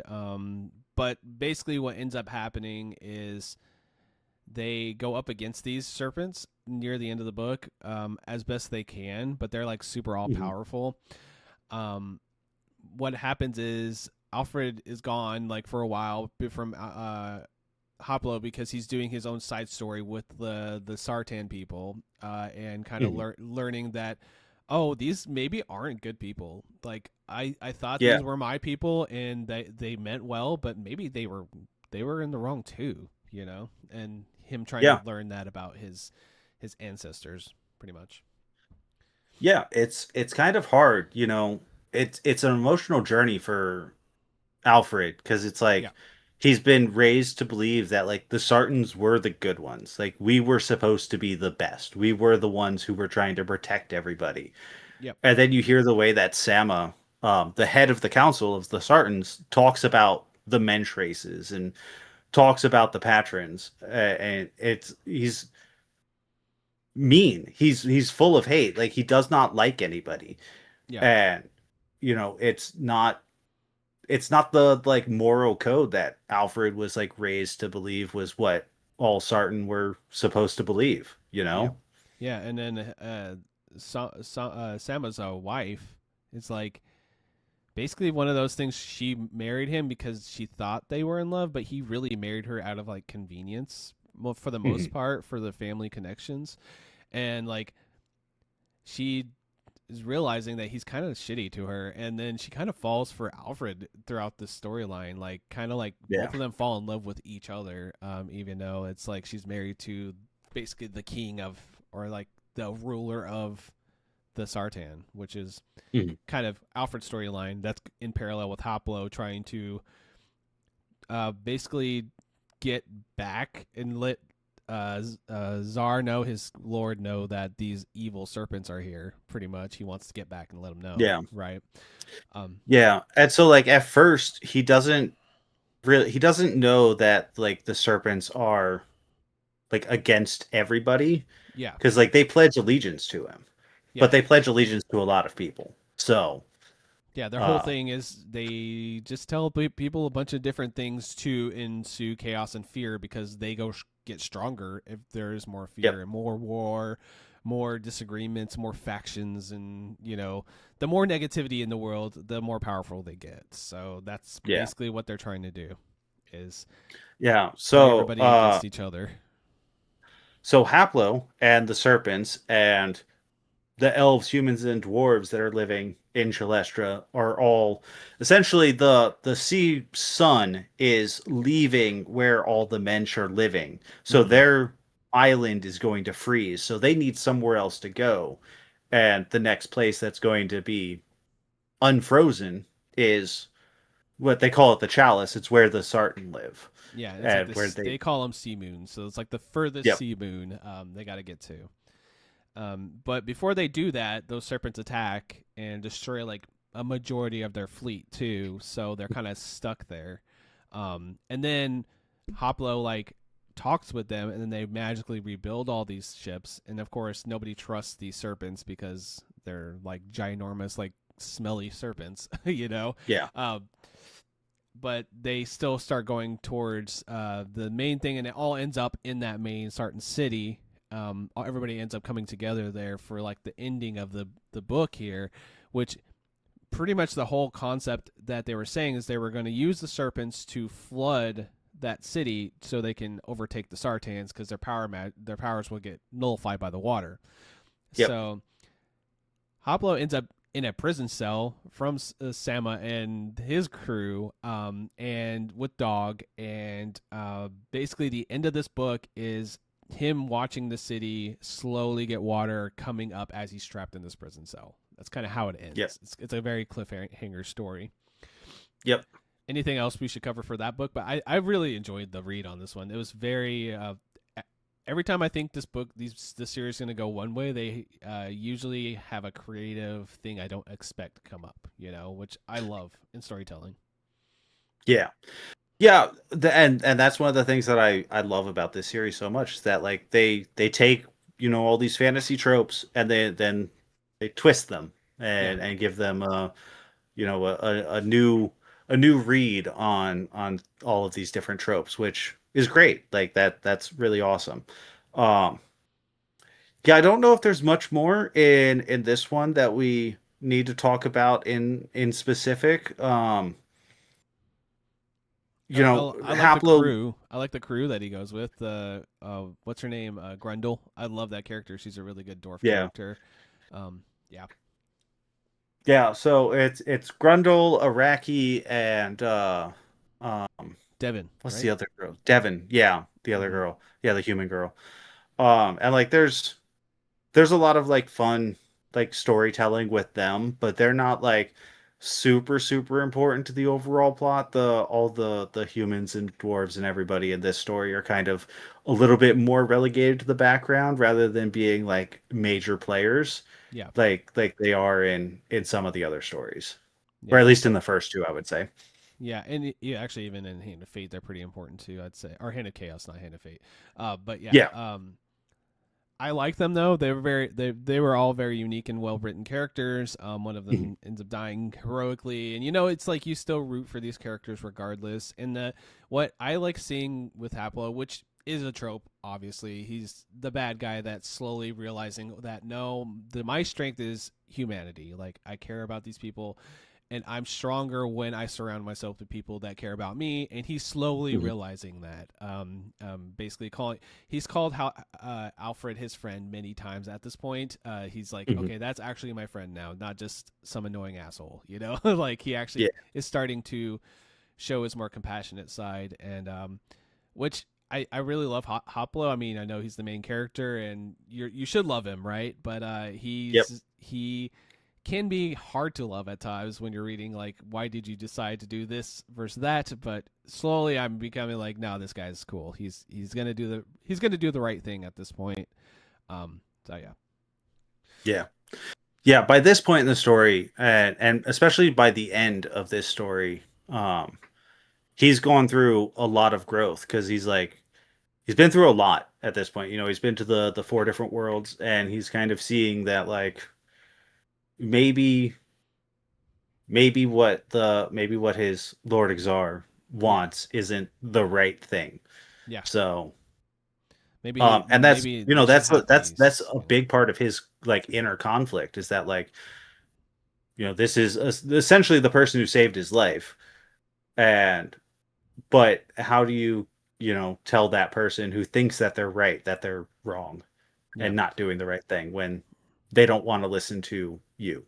Yeah, he's So, basically almost a father figure to him at this point, right? mhm. Like Yeah. mentor, father figure, whatever. Yeah. So the next book, Hand of Chaos, he goes back to the Nexus. He does get out from that room pretty quickly. Within a couple chapters, he's back in the Yeah. Nexus. Um, using with a ship that he had put runes on the inside of so they don't get washed away. So he goes back to the Nexus through the Death Gate, talks to Zar. Zar basically tortures him.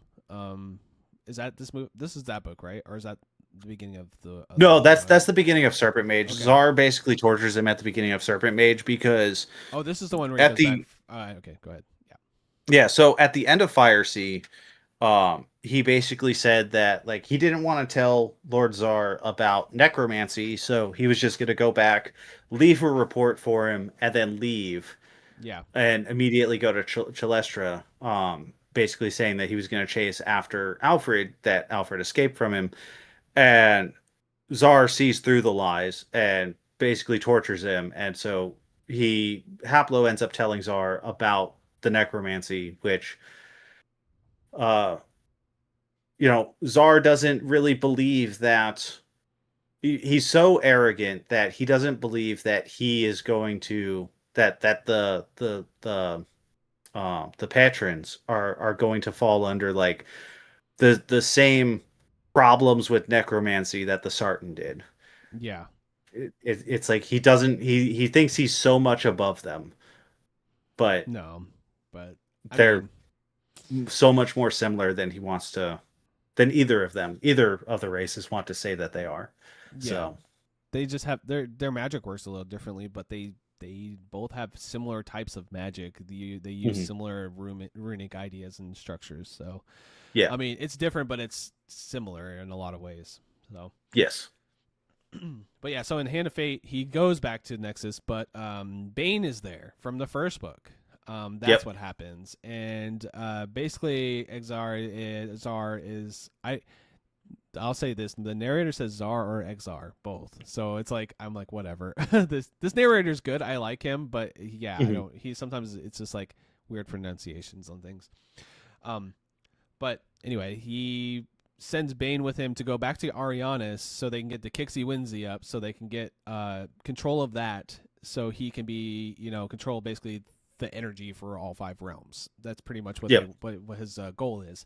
But he realizes that Hoplo is not really telling the truth most of the time, so he on like a little aside, he tells Bane like, "Hey, I want you to kill Hoplo at your whenever you get this back up and running."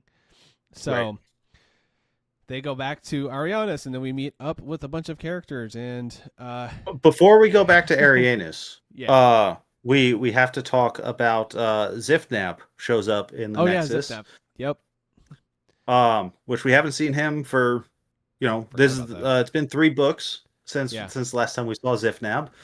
Uh, and he just shows up and he talks to Haplo for a little bit, and it's just kind of a little reminder that he's still there and doing his thing. yeah, So and he's a Sartan, right? Like I think he reveals that there yeah, that he is. Yeah. yeah, So he says something like, "I'm more like Alfred than you think I am," or something like that, because he always has to speak a little bit in riddles because he's a crotchety old man who's probably like mhm. 5,000 years old or something, So You will yeah, learn more about Zifnab soon.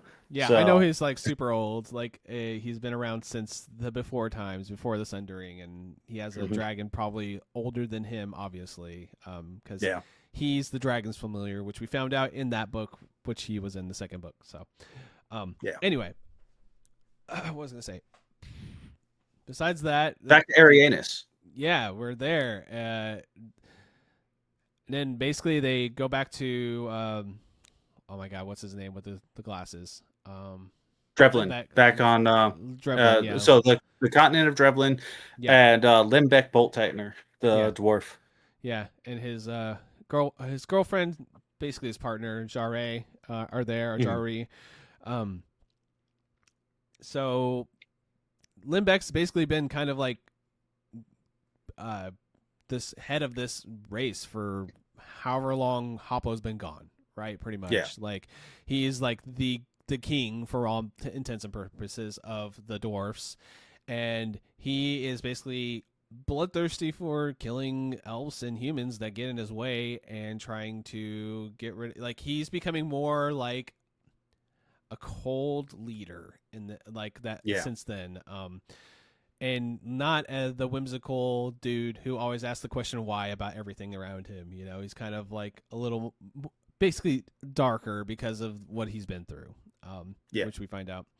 So Hoplo and Bane show up there, and then they decide to go into the crypt to from like the first book that Alfred and Jorah went into. So they go down into below the statue and to try to figure out what's going on with the Kixie Winsey because it's not working right now. So they just like Yep. stopped for some reason, which we find out later is because they open the Death Gate and there is an automaton down there that has instructions that it needs to get the Kixie Winsey doing what it's supposed to do when Death Gate's open, and that's why it Mhm. stopped. Yep. Because this whole time the Kixie Winsey was not really doing anything. It was just literally just kind of like making sure it stayed alive, basically this giant machine, Yeah. by repairing itself. That's all it's been doing this whole time. Hasn't really been doing much. It pumps water up, but only to a certain point, and it's like not really doing what it's supposed to. Hmm. So once the Death Gate got open, but it let all those serpents out to all the five realms, the Chaos Serpents, and Yeah. so No, and we should mention that it was Sama that opened the Death Gate. yeah, he did. Yeah, it's the questionables. What's the name? The Sartan. Sartan. Yep. Um, yeah, he opens up the Death Gate because the dragons convince him, or the serpents convince him that that's the right thing to do. So that basically, yeah, now this evil force that we find out, can shapeshift. Only magic users really can tell very well that Mhm. that they're evil because they get like a red tint to their eyes or glowiness to their red glowiness to their eyes, and obviously they're going to act a little weird and a little off. So um the main king serpent becomes like the evil like elf in this, and then like his name means like serpent king or evil serpent, a serpent king or something in Serpent elfin. Dragon. Serpent dragon. Sangdrax. Sangdrax, yep, that's right. So a little on the nose there if somebody speaks that Uh-huh. language. It's like, why are you called that? Okay. But anyway, Hmm. I don't think about it too hard. Why is your name literally Serpent Dragon? Yeah. Maybe it's just a cool name. Who knows? Yeah. um I mean, there's a dude named Sinistrad in the first book, so Look, Sinistrad gave himself that name. It's not like he True. was born as Sinistrad. I know, true. Um but the whole like premise of this book is these serpent dragons are infiltrating everything, just ensuing chaos between all the factions. Like they Hmm. will tell the elves one thing, the humans one thing, the dwarves one thing, to make them basically fight each other and make the war happen in this realm. Like these races in this like realm just don't like each other. They have history, like generational history of disliking each other for whatever reason, Hmm. because they've been fighting for water and resources mainly. Um, Yeah. this book's pretty dense. There's a lot to it. Yeah. There is a lot that happens all on Ariamis in this book. This is 100% back on the world of air. You don't go anywhere else in this book. Um, you have a whole bit with the Kinkari elves, Mm-hmm. where they're essentially the elves that keep the souls of any dead noble elves, and um, the the the king of the elves has been killing off other like nobles to be able to capture their souls, because the elves believe that by having the souls of the dead within the possession of the Kinkari, that it improves the power of their magic. So he's been intentionally going around and having other elves killed, and the Kinkari are like, yeah, we don't want anything to do with that, and Yep. shut the gates and say, nope, we're not doing this anymore. They end up having an encounter with the serpents, and uh, are able to defeat them Yeah. by basically just being like, yeah, we're not afraid of you anymore. Yeah. And that's what the serpents feed on, is fear and hatred and chaos. So by not indulging in those things, you're able to essentially defeat them and make them go away. Yeah, and they're also the people, the holders of the Sartan Kixie Whinsey manual, basically. Mhm. That we find that's basically the reveal at the end of the book. But um, he finds out that this book has 4 different languages in it, so that any race would be able to actually get it started. And he needs to deliver this to the automaton so that it can Mhm. get started, and basically do what it's supposed to, pump the water to all the realms. Yeah. Excuse me. Um, we have a whole separate bit of this book where Prince or King Stephen and Prince Anne, or King Stephen and Queen Anne. So Mm-hmm. these are the rulers of the humans. They are trying to form a treaty with Prince Rhysson of the elves Mm-hmm. to be able to stop the war between the humans and the elves, because Prince Rhysson has essentially defected from the Tribus Empire of the elves. So a lot of political intrigue going on with all of this. But if essentially if they form a faction together and are able to come into an alliance, they'll be able to more easily defeat the Tribus Empire and overthrow the Empire, and therefore be able to have peace between both the humans and the elves, which would be mutually beneficial. But the Tribus elves do not want that, um, because they think that they are better than humans. Yeah. So you have all that going on, and rumors of Prince Bane still being alive, which he is, and he's coming back to essentially take over the throne from King Stephen, because he was implanted as King Stephen's son, and now Czar needs that him to be in that position of power Yeah. over everybody within this realm. Yeah. And then we also find out Bane's biological mother goes to the place where, what are the keepers of like death? What's the name of them? Kiers. Oh shit. Kiers. Yeah, the Kier monastery, Yeah, right? the cure monks. Yeah. So she goes like the Kier monastery, like their chapel where they all live. Mhm. Um and she is hunting and trying to find somebody, and it is Hugh the Hand, and he's still alive. And then there's a whole Yep. cut. I said almost like cutscene. There's a whole like side little story there saying how Alfred brought him back to life, like he did Bane, which we found out Mhm. in the Aberrock book. So yeah, so he used necromancy twice now, and Hugh is So suffering, right? yeah, I don't think he actually used necromancy on Bane. My assumption is that he healed Bane using powerful magic, like he brought him back from close to death, Yeah, but he wasn't actually dead. Like he would have died if he didn't intervene, but Hugh was dead. yeah, Like was in fact 100% dead, and Alfred brought him back to life and yeah. actually used the necromancy on him. He's like very tortured. The Yeah. like he is like tortured. Like he doesn't feel right anymore. He's like he was Yeah. at peace. Now he just feels basically fucked up all the time. So Yep. he drowns that feeling Yeah. with alcohol and questionable Drugs. smoking drugs. Yeah, Yeah. opium or something basically. Yeah, they call it stregno, and it could be tobacco, it could be marijuana, it could be opium. It's some form of thing that you smoke in a pipe. Yeah. Whatever that ends up being, it could be it's never fully described as to what exactly stregno is.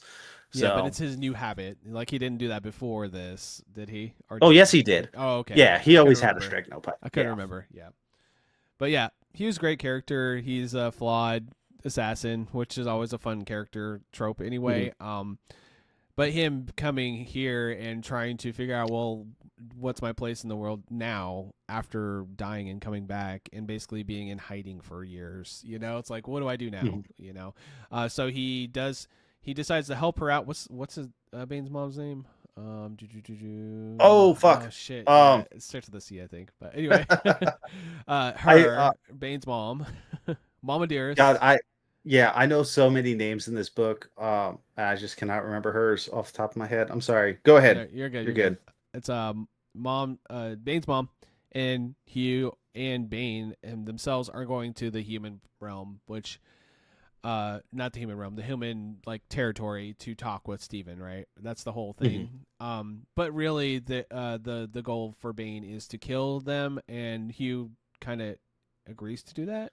as well, Yeah, or so he gets yeah, like mixed up in that and is yeah, kind of forced into that situation. yeah. But he ends up not really going through with it, and then Bane ends up stabbing Steven, and Hmm. showing his true colors because Hugh's been telling her this whole time, like, your kid's evil, like legitimately, he is an evil like being. Like he does Yeah. not care about anybody but himself. He acts innocent, but he's not. He's evil. He lives up to his namesake. He's a Bane, you know. So yeah. Um, but yeah, so whole thing ends up with her basically choking him with magic at the end and killing Bane. As far as we know so far, which you know people have come back to life so many times in this series, so we'll see. Um, so far he's dead, at least at the end of this book. I can answer that question if you would like. Go ahead, it's fine. That is the end of Bane. You will not Okay, be seeing any more of Bane. He I is was actually dead this time. okay. I was thinking like because you know you got brought back. You know people get brought back sometimes in the series, Yes. occasionally. So um, also I should mention this is an Alfred free book, and also Yep. one thing we didn't mention from last time, he turned into a fucking dragon. He is the serpent Oh mage, yeah. the titular serpent mage. He turns into a dragon and kills one of the leaders of the serpents, basically as a Yeah. dragon. So and he doesn't remember doing it because Alfred has no control over his power, but I'm having this feeling that he is the most powerful, or at least up there, of the characters in the series. But he just doesn't know how to control it yet. So Yeah. for the most part.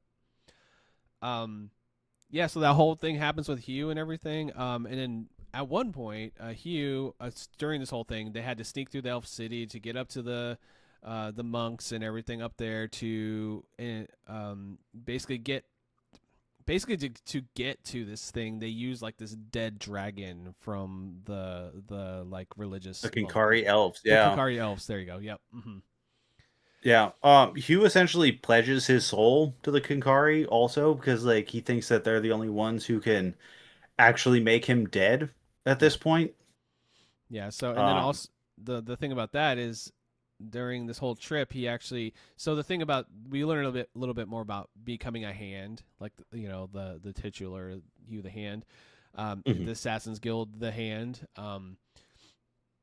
and we find out that if you don't fulfill a contract they will fulfill the contract by killing you basically like you will be Yep. suffering and they will kill you because you didn't complete your contract. So Bane is one of his main contracts. Like he still has to do something about that, and you know that ends up resolving itself pretty much. But during this trip, he actually agrees to Bane because Bane's so annoying this whole time Mhm. that he's like, "Fine, fine, yeah, I'll kill Hoplo. No big deal. I'll kill him." You know, like yeah, Yeah. sure, I'll take your contract on. It's just like shut up, little kid. You know. So Yeah. at the end when he is trying to give his soul up, the elves are like, "No, you have a contract that's not fulfilled. You have to fulfill that contract." Yeah. So that's a little sus. I feel like something happened there. We'll probably find out more. But so he's going off to kill Haplo at the end of the book. Um, for Haplo and the dwarves, I'll go back to them. They basically end up defeating the serpents through this, you know, thing that they discover. Like, just got to be brave for the most part. Yeah. But there's this whole battle where the serpents all turn into dwarfs that look like them. So it's kind of like who's the real character, bad guy and good guy, etc. And Hoppo's only the one who can really see it, like visually, but they figure it out Hmm. because they start losing power because they're not afraid anymore. So Yeah. that's pretty much the story. Like it kind of ends there with them conquering this part of the serpents, which obviously there's still many alive, and then it's hinted that Hoplo is gonna probably go back to the labyrinth, or at least it seems like that's the next place he's gonna be going because he has mentioned to himself that he feels like he's abandoned his partner that possibly had his kid, and then Mhm. Alfred's there too. So it's kind of one of those things where it's like the next book's probably going to take place at least a good portion in the labyrinth, which is going to be good. Well, it is called Into the Yeah, Labyrinth. yeah, that too. So, I listened to like 2 chapters on that. I was like, all right, this I can see where they're starting this one. So I'm excited to get into it. But Yeah, it's a very great story, man. I'm gonna see it through now. I mean, obviously we're on book 6 now, so Yeah, yeah. Next episode will be book 6. Um, my thing with these last two books is I feel like they could have condensed a little bit of yeah, it down and made it like one larger book instead of two. I feel like they maybe dragged out these last two a little bit, but there is also, like in this one, in Hand of Chaos, there's a lot that fucking happens. And there's a lot of characters. You know, we've got essentially 5 different realms yeah, that characters are in, and we need to touch back in with a lot of them. So yeah, we know that during this book, Lord Exar is going back to, or is making his way to Abarak yeah. And same with to try, what's his name, yeah, to try Sifnab, and right? learn the necromancy. Sifnab went to Abrak too, right? I think, or did he go to Zif Chalestra? Zifnab went to Chalestra, Okay, so he's or in the so he water. says, because Sama put out a call for any Sartan that were left to come to Chalestra to, you know, aid him Yeah, in his cause. Now that he's awakened and the Death Gate is open, he can actually, you know, get a message out to people. yeah, But yeah, so a lot still. Still a lot to go, yeah. but There's gonna be yeah, jam these books packed are books. dense. Yeah, they're gonna be jam. I know they're gonna be jam packed. I think the next one is a little bit longer, and then the last one's the longest. I'm pretty sure, which is pretty I think the standard. last one's the shortest. I think Is the it? Is last it the book is like, shortest? Okay. yeah, it's like So, 320 pages or something like that. oh, that's not bad It's at like all. a 10-hour audiobook Oh, instead of okay. like 14 or 16 hours like the rest of them. Yeah, we'll see. I could see myself reading both of those or listening to both of those by next time, but well, I'll at least get through the other one. So, yeah, Um, if you decide to get through both of them, let me know. That way I can actually sit down and listen to both. But I'll definitely listen to one of them, or at yeah. least I'll at least listen to Into the Labyrinth again. Um, That one's and gonna. then I know that one's gonna be good. I know it's gonna be good. I can't wait for yes, it. So yeah. yeah, um, it's good. There's a lot of things that happen. So it's a good time. Sweet. So I guess we can jump into our recommendations. Do you want to just go ahead and do the Bo Burnham one, then we can talk D&D after that? Yeah. So part of you had me watch Bo Burnham Inside Uh and the huh. movie Eighth Grade, Yeah, and I unfortunately was not able to get to eighth grade. I'm that's fine. sorry. That's fine. Did you at least watch Inside? I did watch Inside. What'd you think? I was kind of interested to see if you would like this. I didn't know if you would or not. I didn't really like it. Okay, that's fair. Um, Hang on. I need to get my phone out of my pocket. You're good. I Got some have a notes. note. No, I have one note. I have Okay. one singular note.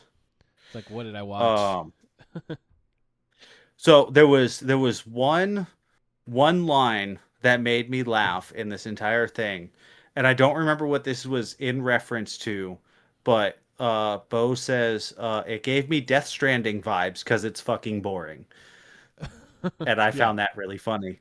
yeah. Um, and on it, I don't know, man. Like,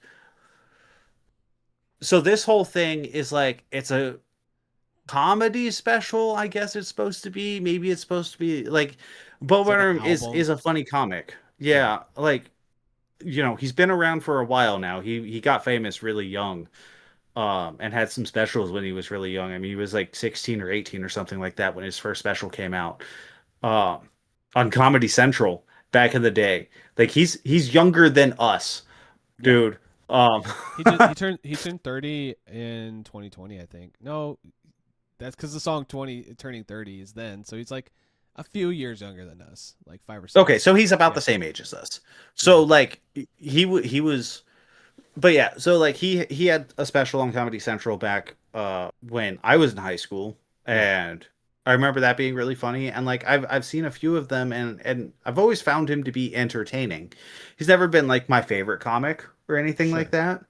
Um, but like I've never really disliked anything they did. I just don't think this clicked with me because my experience with COVID was so different than like Yeah, this I. experience that he's talking about. Mhm. um about being like trapped inside and like like he had like the song where it's like FaceTime with my mom. And it's like I never had that experience. Like my mom was already dead. I don't have a whole lot of family left. Yeah. So like I can't relate to this at all because like I wasn't FaceTiming anybody. Like I was just going to work and doing Mm-hmm. burying people. I was burying people. I was uh yeah, doing that throughout all of COVID. So That's I fair. was still out. I wasn't doing anything outside of work, but I was still out. And it was just Yeah. frustrating that like I couldn't go and get food when I wanted to or Yeah. like um but yeah, I mean like I don't know, man. It just didn't click with you. That's fine. I didn't No. know. This one was like a curveball. I was like, he's either going to be like, it's fine, it's whatever, or you're gonna like really enjoy it.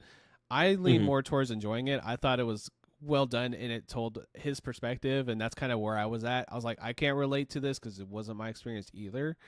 Hmm. But I thought the songs were good. I think they're catchy songs too, and they're some of them about like being anxious and things like that. I can relate to that feeling, but of course I Right. can't relate to the uh, being stuck inside. That wasn't really my situation either because I was just working retail, So Right. Yeah. So there was one song where like he brought in like a sock that sock was like puppet. literal sock puppet. Yeah. Yeah, And so like that I liked, but it was like I like that because it was like anti-capitalist, anti-billionaire fucking yeah. rhetoric. I'm gonna connect with that kind of thing. Um, That's probably the best song in there, or at least close to it. I think yeah. that's probably the best song in there, or um the one where he's like, "You say the whole world's ending, like I give a shit," or whatever. That Hmm. song. I don't know the name of it, but yeah, it's good. Yeah. So like from a technical level, like it is impressive that like he was able to put this much time and effort and work into something that he was clearly passionate about. Hmm. It's it was completely made by him. Yeah, So like there's no other credits on there. So like it's different than like even some of like the higher end YouTube videos where like a lot of people who have like hundreds of thousands of subscribers who are having sponsorships and everything on YouTube, they have editors, like they have people that are working for them. I have no idea how much they're paid. That's none of my fucking business. I don't know any individual's personal yeah, bullshit on how much they pay their editors or anything, but like people usually have assistants when making essentially a feature length product, whether it's a video essay or whatever. yeah. And Um, this is like a and Netflix special. Like it's a legitimate Netflix yeah, special.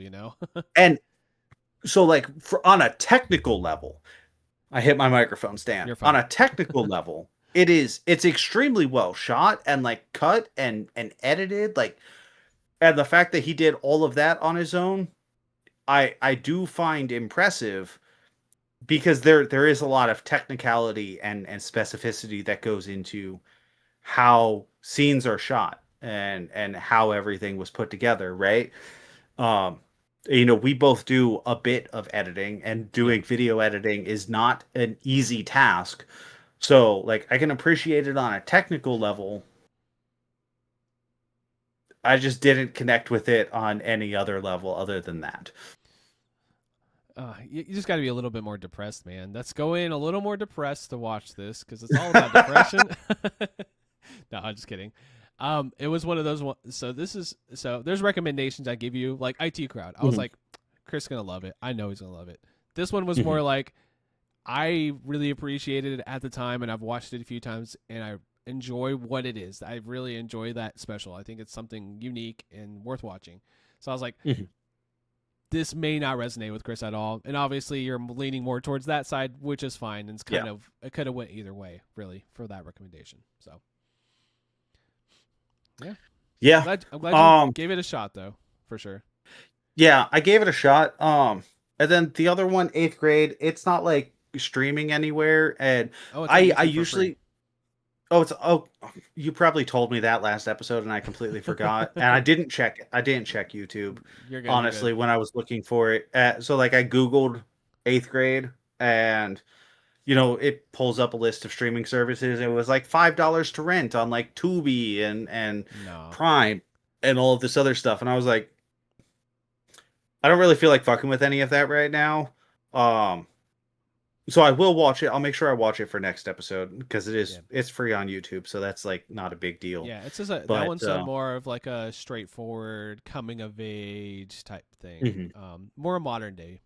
You might I still did not be I able to did watch the relate in trailer that for way. it, Okay. and it looked fine. Like Yeah. it looks like a high school movie, and Yeah. like fine, sure, whatever. I'll watch a high school movie. That's You'll probably enjoy it, but you'll probably be like, I can't relate to this chick at all because she's like it, and obviously an eighth grader in like mhm. 2017 or whenever that was made, So, Right. um, definitely old guy. What me feeling like a really old guy watching it because I'm like, yeah, this is not. But I do think it's a really well written and well shot, well acted movie. Uh-huh. So it's worth watching. Yeah. Yeah. Um. But yeah, as for Bo Burnham's Inside, I don't know, man. Like it was okay. Okay, that's fair. Well, something that wasn't just okay. We played D&D. I had a great time. It's an excellent Yeah. recommendation. That's why this episode's a week late too, if people are wondering. Yes, that's why we're recording a week late. That's why it's going to be out a week late. Um, scheduling D&D is difficult, Yes. especially when you're trying to get a new group together, and double especially when you have people in 4 different fucking time zones all trying to get together Yep. to play at the same time. Um, it is a problem, and I am fortunate that I have my local D&D group that I've been playing with for years at this point that we all get together and play every other week, and we have been for uh, Years. 8 years with this group. I think like Nice. 2018. I think we started this particular group, and like people have come and gone, but like the core group has stayed together that entire time. So, um, Yeah. yeah. So let's talk about a little bit about character creation That was fun. first because Yeah. Pathfinder is a systems heavy game, Mhm. to put it lightly, It is. and I could tell. it's kind of a lot. Yeah. I'll be honest, a little overwhelming, but you did walk me through it, so I got to the end and did have a character that was usable by the time we actually Mhm. played.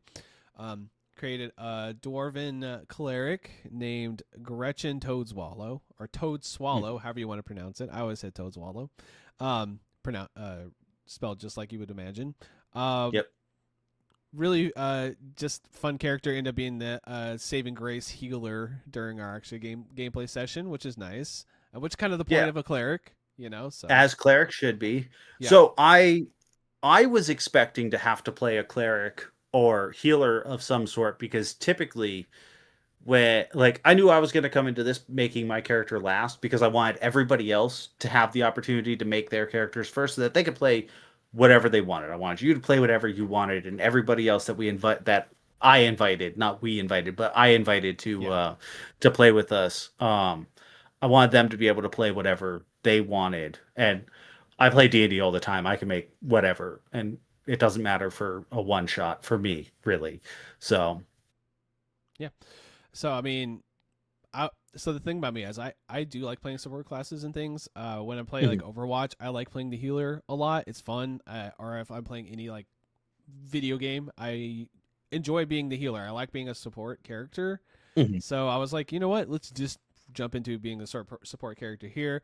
You can always do some creative things, and it's still fun. It's just because I'm not bonking things with a mallet or something. I still am. I have a mace, so it's like I have right. a morning star. So it's like I'm still bonking things. I'm still doing the attacks and still having fun when from that angle. So yeah, I was like, yeah, might as well be a healer. Why not? Let's try it. So Yeah. yeah. Um, how'd you feel about character creation? Like, What's that process feel like for somebody who's not played this edition before? It was a little overwhelming because it's like it's one of those things where I know all the systems are similar in this way. It's like you start digging into one area, you realize there's multiple layers to that area, that to that part of the character creation. It's like, okay, I got to Uh-huh. do this. I got to have a deity, and then the deity has special things that can go with the abilities, and then the abilities have special effects with certain types of magic. It just like goes deeper and deeper and deeper the more you want to dig Yep. into it. Yeah. So and then you go, okay, well, I can do all of these 27 spells or whatever it is if I'm level 3. Okay, what spells do I want to have on my character to actually be able to use? Hmm. Um, and I missed that a little bit, but as we were playing, I did find a good spell that was a really solid healing spell because I was using like the main ability spell. But anyway, so it's Yeah. one of those things where it's like the more I would get into it, the more I would learn. And then if we do decide to do more of these sessions with these characters, I'll learn more. Because yeah, it's just that's part of it too. Is just Oh, absolutely. Yeah. getting your you know balance in there. You're kind of like just trying to figure it out, just doing your best, and then eventually you're just like, okay, this is second nature with the character I have. What Yeah. that's my experience from this for sure. Um, that kind of feeling doesn't really go away, if I'm being Okay, honest with you. Like the system is just so in depth and so heavy that um and there's so much going on at any one point in time that like oh, so when I play, I usually have my tablet with me whenever I go to either at my house or my friend's house. It's like it's just easier to have the tablet rather than like a full laptop just because the tablet's small and I've got a keyboard for it and everything. yeah, Um, so I'll have the tablet open and I'll have like 12 tabs open and I'll be opening more as we're playing just because like I'm not gonna always remember even with like my character that I play in my main campaign, I've been playing them for like 3 years. I'm not always going to remember every intricate detail of how all of my abilities work, especially when like I might go through 3 or 4 sessions where we don't have any combat. And it's all right, just role play and exploring and whatnot, or minimal combat against relatively weak enemies. You don't need to use all of your abilities. So yeah, I don't think with Pathfinder that ever really goes away unless you just play the same type of character over and over and over again, which I never do. I always play yeah, different classes. So it is a lot. I will concede that, but it's the system that I like. I like that it's a lot. yeah. It's you can get into the weeds if you really want to, which you Hmm. kind of have to sometimes. But if you really, Yeah. really want to get very detailed, it allows that, which I find commendable, if not a little overwhelming at times. But that's okay. I think that's part of it, Yeah. right? Yeah, Yeah. It's definitely part of this system. So if you go and you play like 5th edition D&D, it's a lot more beginner friendly. It's a lot less systems on top of systems. It's a lot less complexity. And that's great when you're new and you've never played before. Um I don't like it very much because it's so simplified. I like right. this complexity. Like I like digging and finding like weird interactions between oh well this ability plus this spell will lead to this kind of broken thing to work together in a weird way that maybe the game designers weren't expecting, but rules is written, it works this way. And I like finding those kinds of things. I think that's a lot of fun. And that's kind of where I find the fun in a game like this. That's where I find the fun in like in-depth RPGs in actual video games, Yeah, where you can like So, actually sit down and like, oh, what do I want my character to do, and then like you mhm. just try little things just to see how things will work or interact with that skill set you decide or whatever. It's just fun for you to like really role play, right? So, Yeah. um, I did see that there though. This system really makes you uh I don't have a lot of experience with other systems, to be honest. I don't even remember So what that's I fair. played back in the day, to be honest with you. I remember I built a character and did like 5 or 6 sessions with some friends, and that was it. But I was 20 years ago, so who knows? Um, but I was gonna say, when I was looking through this, I'm like, you can really build out your character however you want, pretty much. Like Yep. you can, it's very customizable. Like maybe almost too customizable, but in a good way. You know, like it's like it's like it's like no two characters will be alike at all. Yep. Like you can really do your own thing. So Yeah, and because of like you have like different archetypes within each individual class, so that ends up leading to individual classes. Even when you play the same class again, like you can make a fighter who fights barefisted, and that's going to feel very different than a fighter who fights with two weapons or a fighter who fights with a greatsword. Um, and so all those things are going to feel different based on not just the abilities that that class has, but the individual race that you're playing has all of its individual racial abilities added on top of that. And those abilities may interact with those classes in different ways. And then you can take different feats which give you additional abilities. And depending on what race you're playing, you may have additional bonus feats. Depending on what class you're playing, you may have additional bonus feats. And by taking different feats with each one of those, you can make them play in absolutely completely different ways. Um, so yeah, it really ends up being that like no two characters really have to be the same as one another, even if there which were is like two clerics, it would be like two very vastly different clerics or whatever. Yeah, yep. you know, yeah. Yeah. And you could do kind of whatever you want with a cleric. You know, you could be the good guy cleric who's like, I follow the rules of my god. You could be like essentially an anti-cleric who like has given up their devotion to their deity and being like, well, I could still heal people, but I don't care about the rules that my deity originally told me that I needed to have. And like there's interesting things you can do if you go down that route. You can just be like, I'm an evil cleric. I don't heal the living, I heal the dead. Yeah. Like And go blood down that magic or route something instead. like that. Yeah. Yeah, blood Yeah. magic, you can cast off an aura of evil and Yeah. and just hurt any living beings around you. Like, yeah, there's so many different things that you can do. It's kind of insane. So, Yeah, it was very fun to build it. And then it was fun to see everybody else's too once we actually did play. You mhm. know, we're all a bunch of little dudes pretty much in the campaign. Yeah, except for me. Except for you. Yeah. Um DM was Jarrett, your friend. You know Yep. Jarrett in real life, right? Like you guys So I know Jarrett from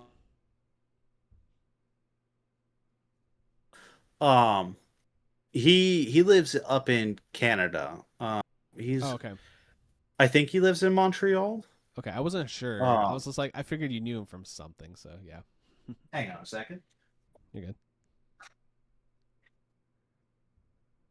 It sounded like there was a large truck running outside of my door or outside of my window. And I was like, why the fuck is there a truck out here? Right. Uh um but yeah, I've played a couple either one or two, I don't remember which. I've played a couple at least one game with him before.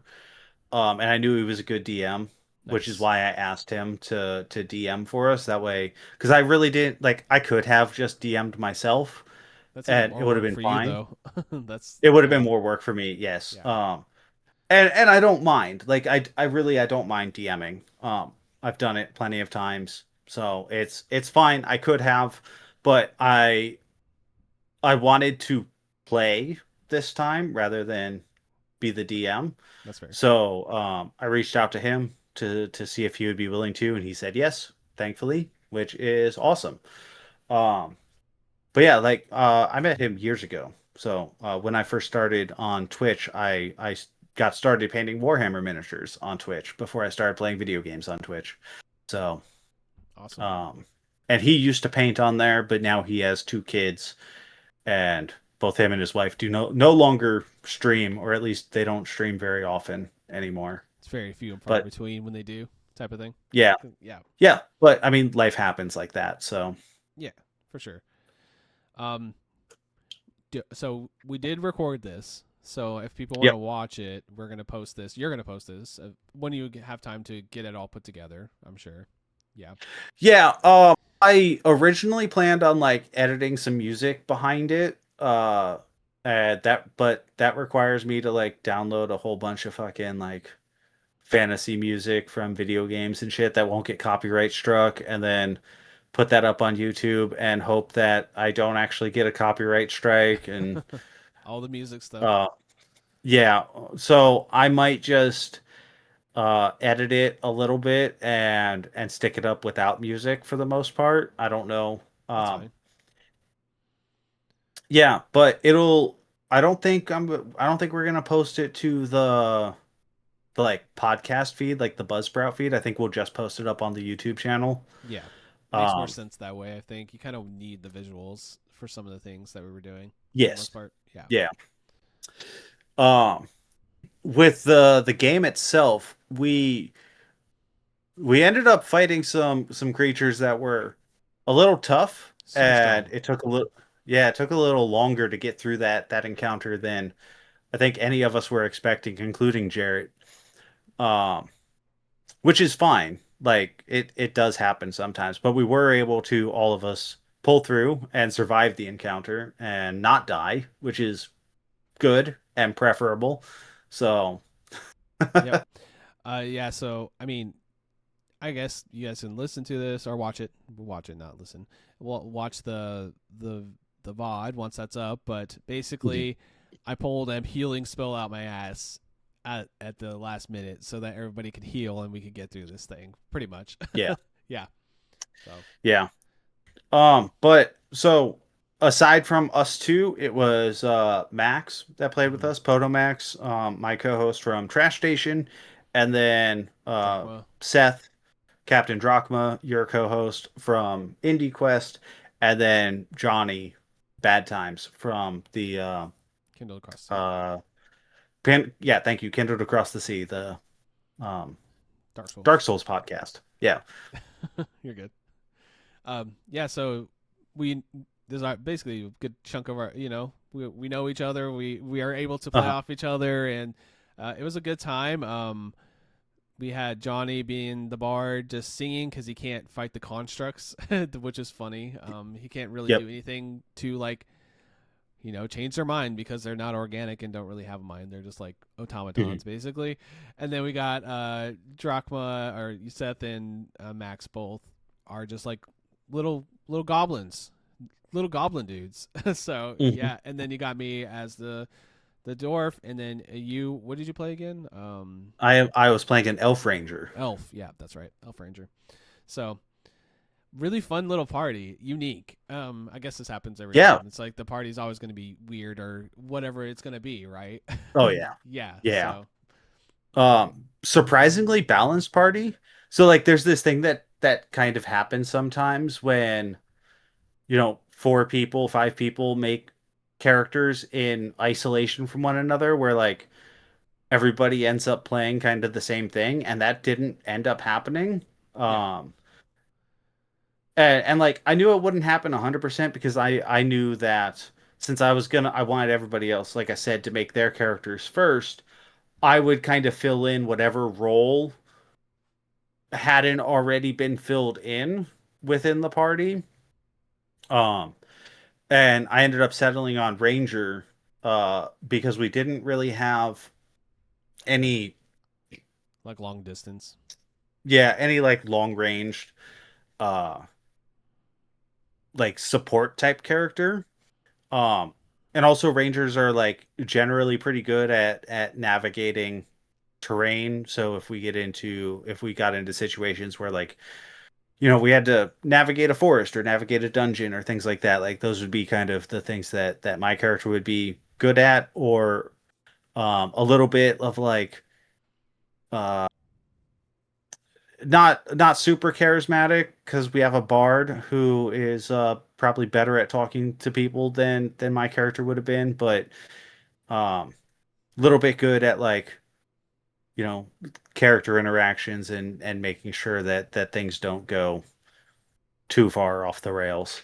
Yeah. So, Yeah. I mean, I thought it was a great group. I had a really fun time. I did feel like we were. It really did feel like we were struggling in a good way. Like, oh mhm. my god, these are so powerful. But we did end up conquering them. I wish we would have done a little bit of adventuring. It just got late. Just to be honest, like Yeah, we're like okay, we're kind of getting to the end of the window of our time that we have tonight to play. But it went by fast. When I it first started, did. go ahead.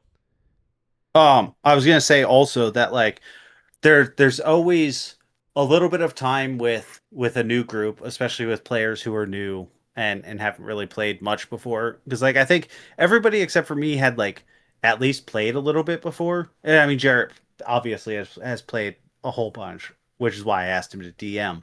But everybody else had like played a little bit in the past, but hadn't been any time recently. So there's always going to be a bit of learning with like trying to figure out how everything works as far as your character and asking questions about individual things and um, on top of that using the whole Roll20 interface and how all of that works. And so like the learning curve of it all takes a little bit of extra time. Yeah. um Yeah, I think Seth had played a different version before, so he had a little bit of a mhm. learning curve doing Pathfinder, like Yep. yeah, so it was it once it started like the grease started getting the cogs, we were going, it just Yep. it took a little bit of learning process there for the first like hour, maybe hour and a half or something, and then we were like really Yeah. getting into it, and by the time that happened and we beat those guys, it was time to call it a night. So, yeah. Yep. Yeah, because we had a hard cutoff time that we needed to hit. So I would like to continue that on because that was supposed to be like a single condensed thing. So we could probably we'll have to talk with Jarrett and find another time to finish that off. That little bit of campaign or I don't want to say campaign, but that one shot. The Uh, one shot that's like a yeah. two shot basically now. But yeah, Yep. yep, Um, So yeah, it'd be nice to finish that if we can all get back together for yeah, that. But the scheduling thing is always a little bit of a struggle, like I've already said once. So yeah, yeah. No, fun. and for the recommendation, great recommendation. I had a really fun time. Got me out of my comfort zone a little bit, which is always fun, Mhm. and I would do it again. So win a win from you for the recommendation this time for sure. So Hell yeah. And yeah, I mean like it's always fun to spend time with your friends.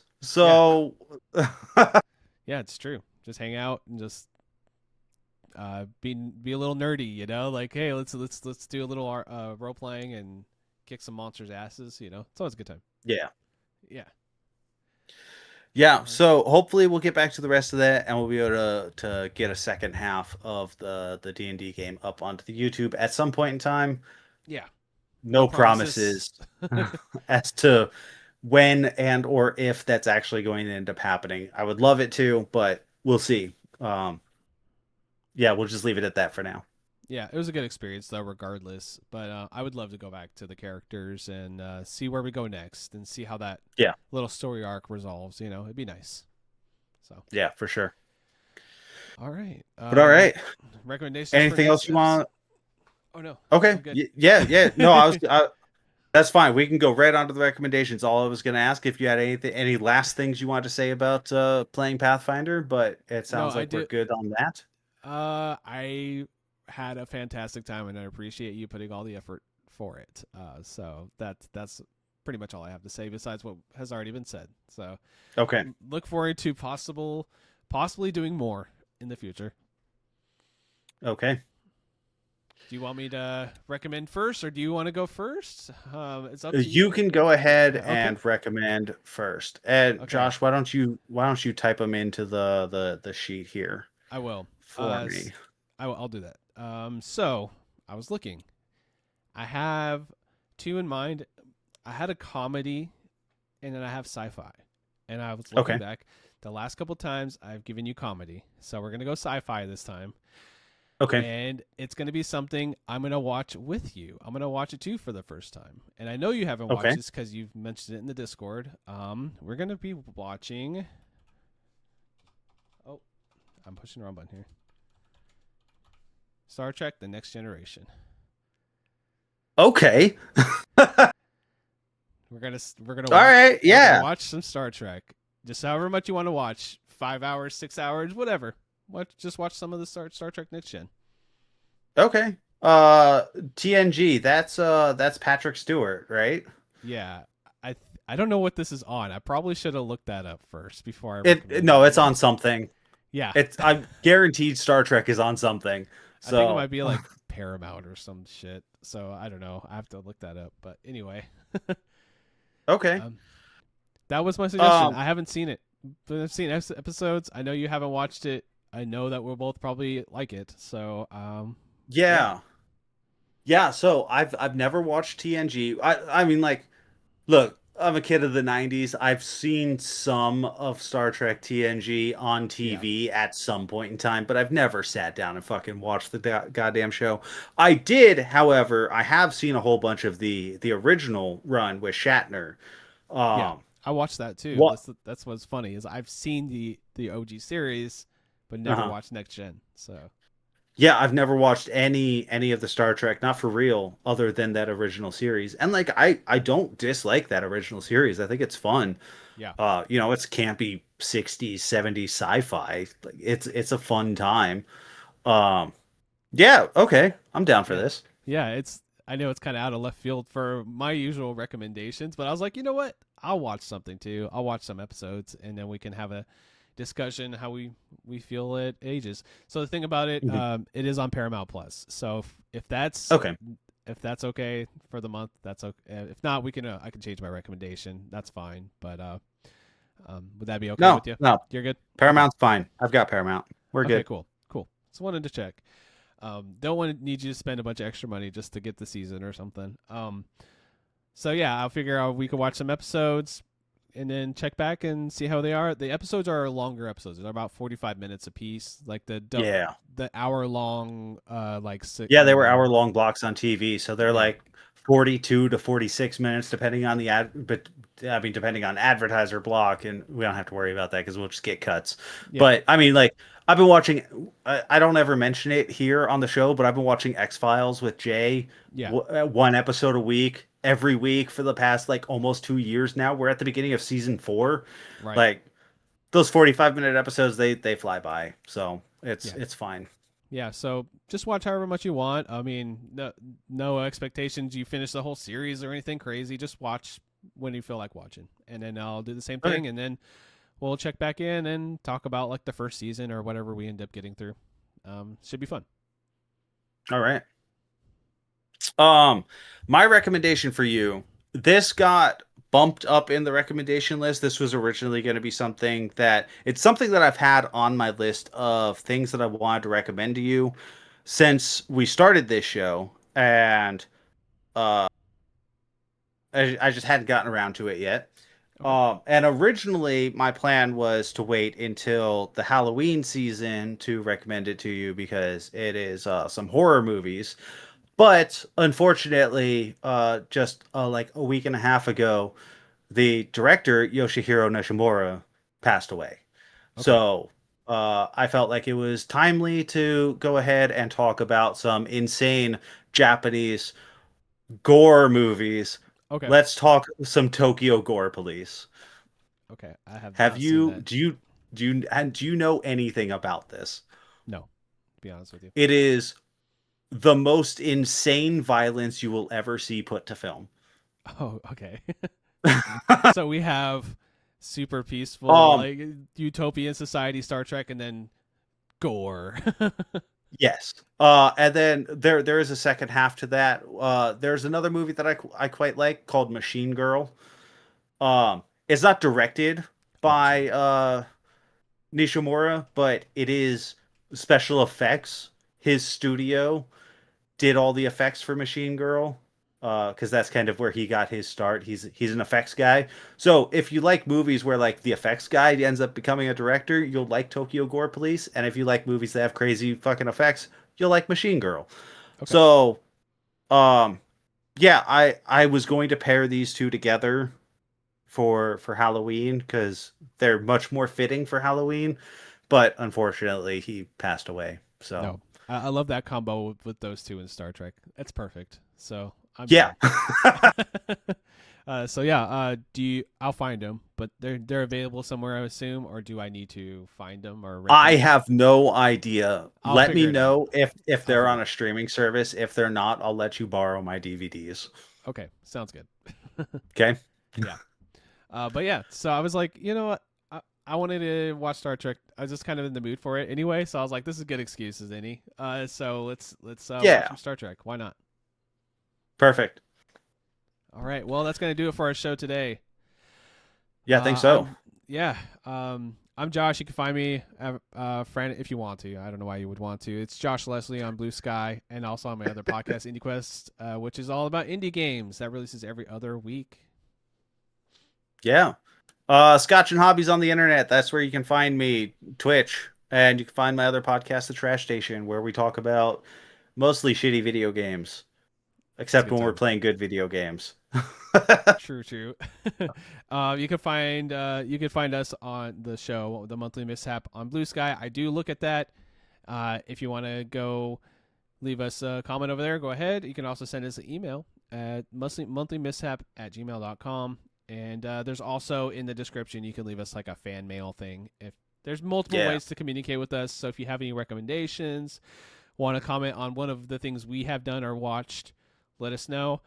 And our next episode will be our like 1 year doing this show already, if you believe it. Yeah. Kind of crazy. Yeah. Um, I can't believe it's been a year. Um, After we record the next episode, we will be doing. We had talked about this Mm-hmm. offline. I'm good to fucking talk about it right now, Josh. Yeah. Yeah, you're good. Okay. I'm down for it. After the next episode, so sometime in it's June, so sometime in July, in the middle of July, we'll be doing a live stream where we take everything that we've recommended to one another and we're gonna put them onto a list from the best to the worst of all the recommendations. Yeah. Like the like not like individual, like the entire list. Like we're gonna make the Yep. list, right? Yeah, sounds good. Yep. I feel like the So Destiny that books are gonna be pretty high since we review them, but we'll see. yeah, we'll see. Uh we'll see what ends up being, high on that list. We'll end up seeing what's low on that list, but I feel like we both kind of, I don't know, we have I don't know, I think we both know like kind of what the other has liked from our recommendations. So I feel like there's some sort of consensus at least on some of these things, at least a little bit. Yeah. So, But then we have to put our thumb on the scale a little because we're gonna probably like it more than they do, or the other one uh-huh. does. So it'll be a fun discussion and stream for sure. Yeah. So, you can look forward to that. We'll announce that on like the Blue Sky and on Discords that we're in and all that at whenever we're getting ready to do that. So, just be aware that we will be doing that at some point in time in the future. And thanks for listening or watching. See you next month. Yep. See you next month.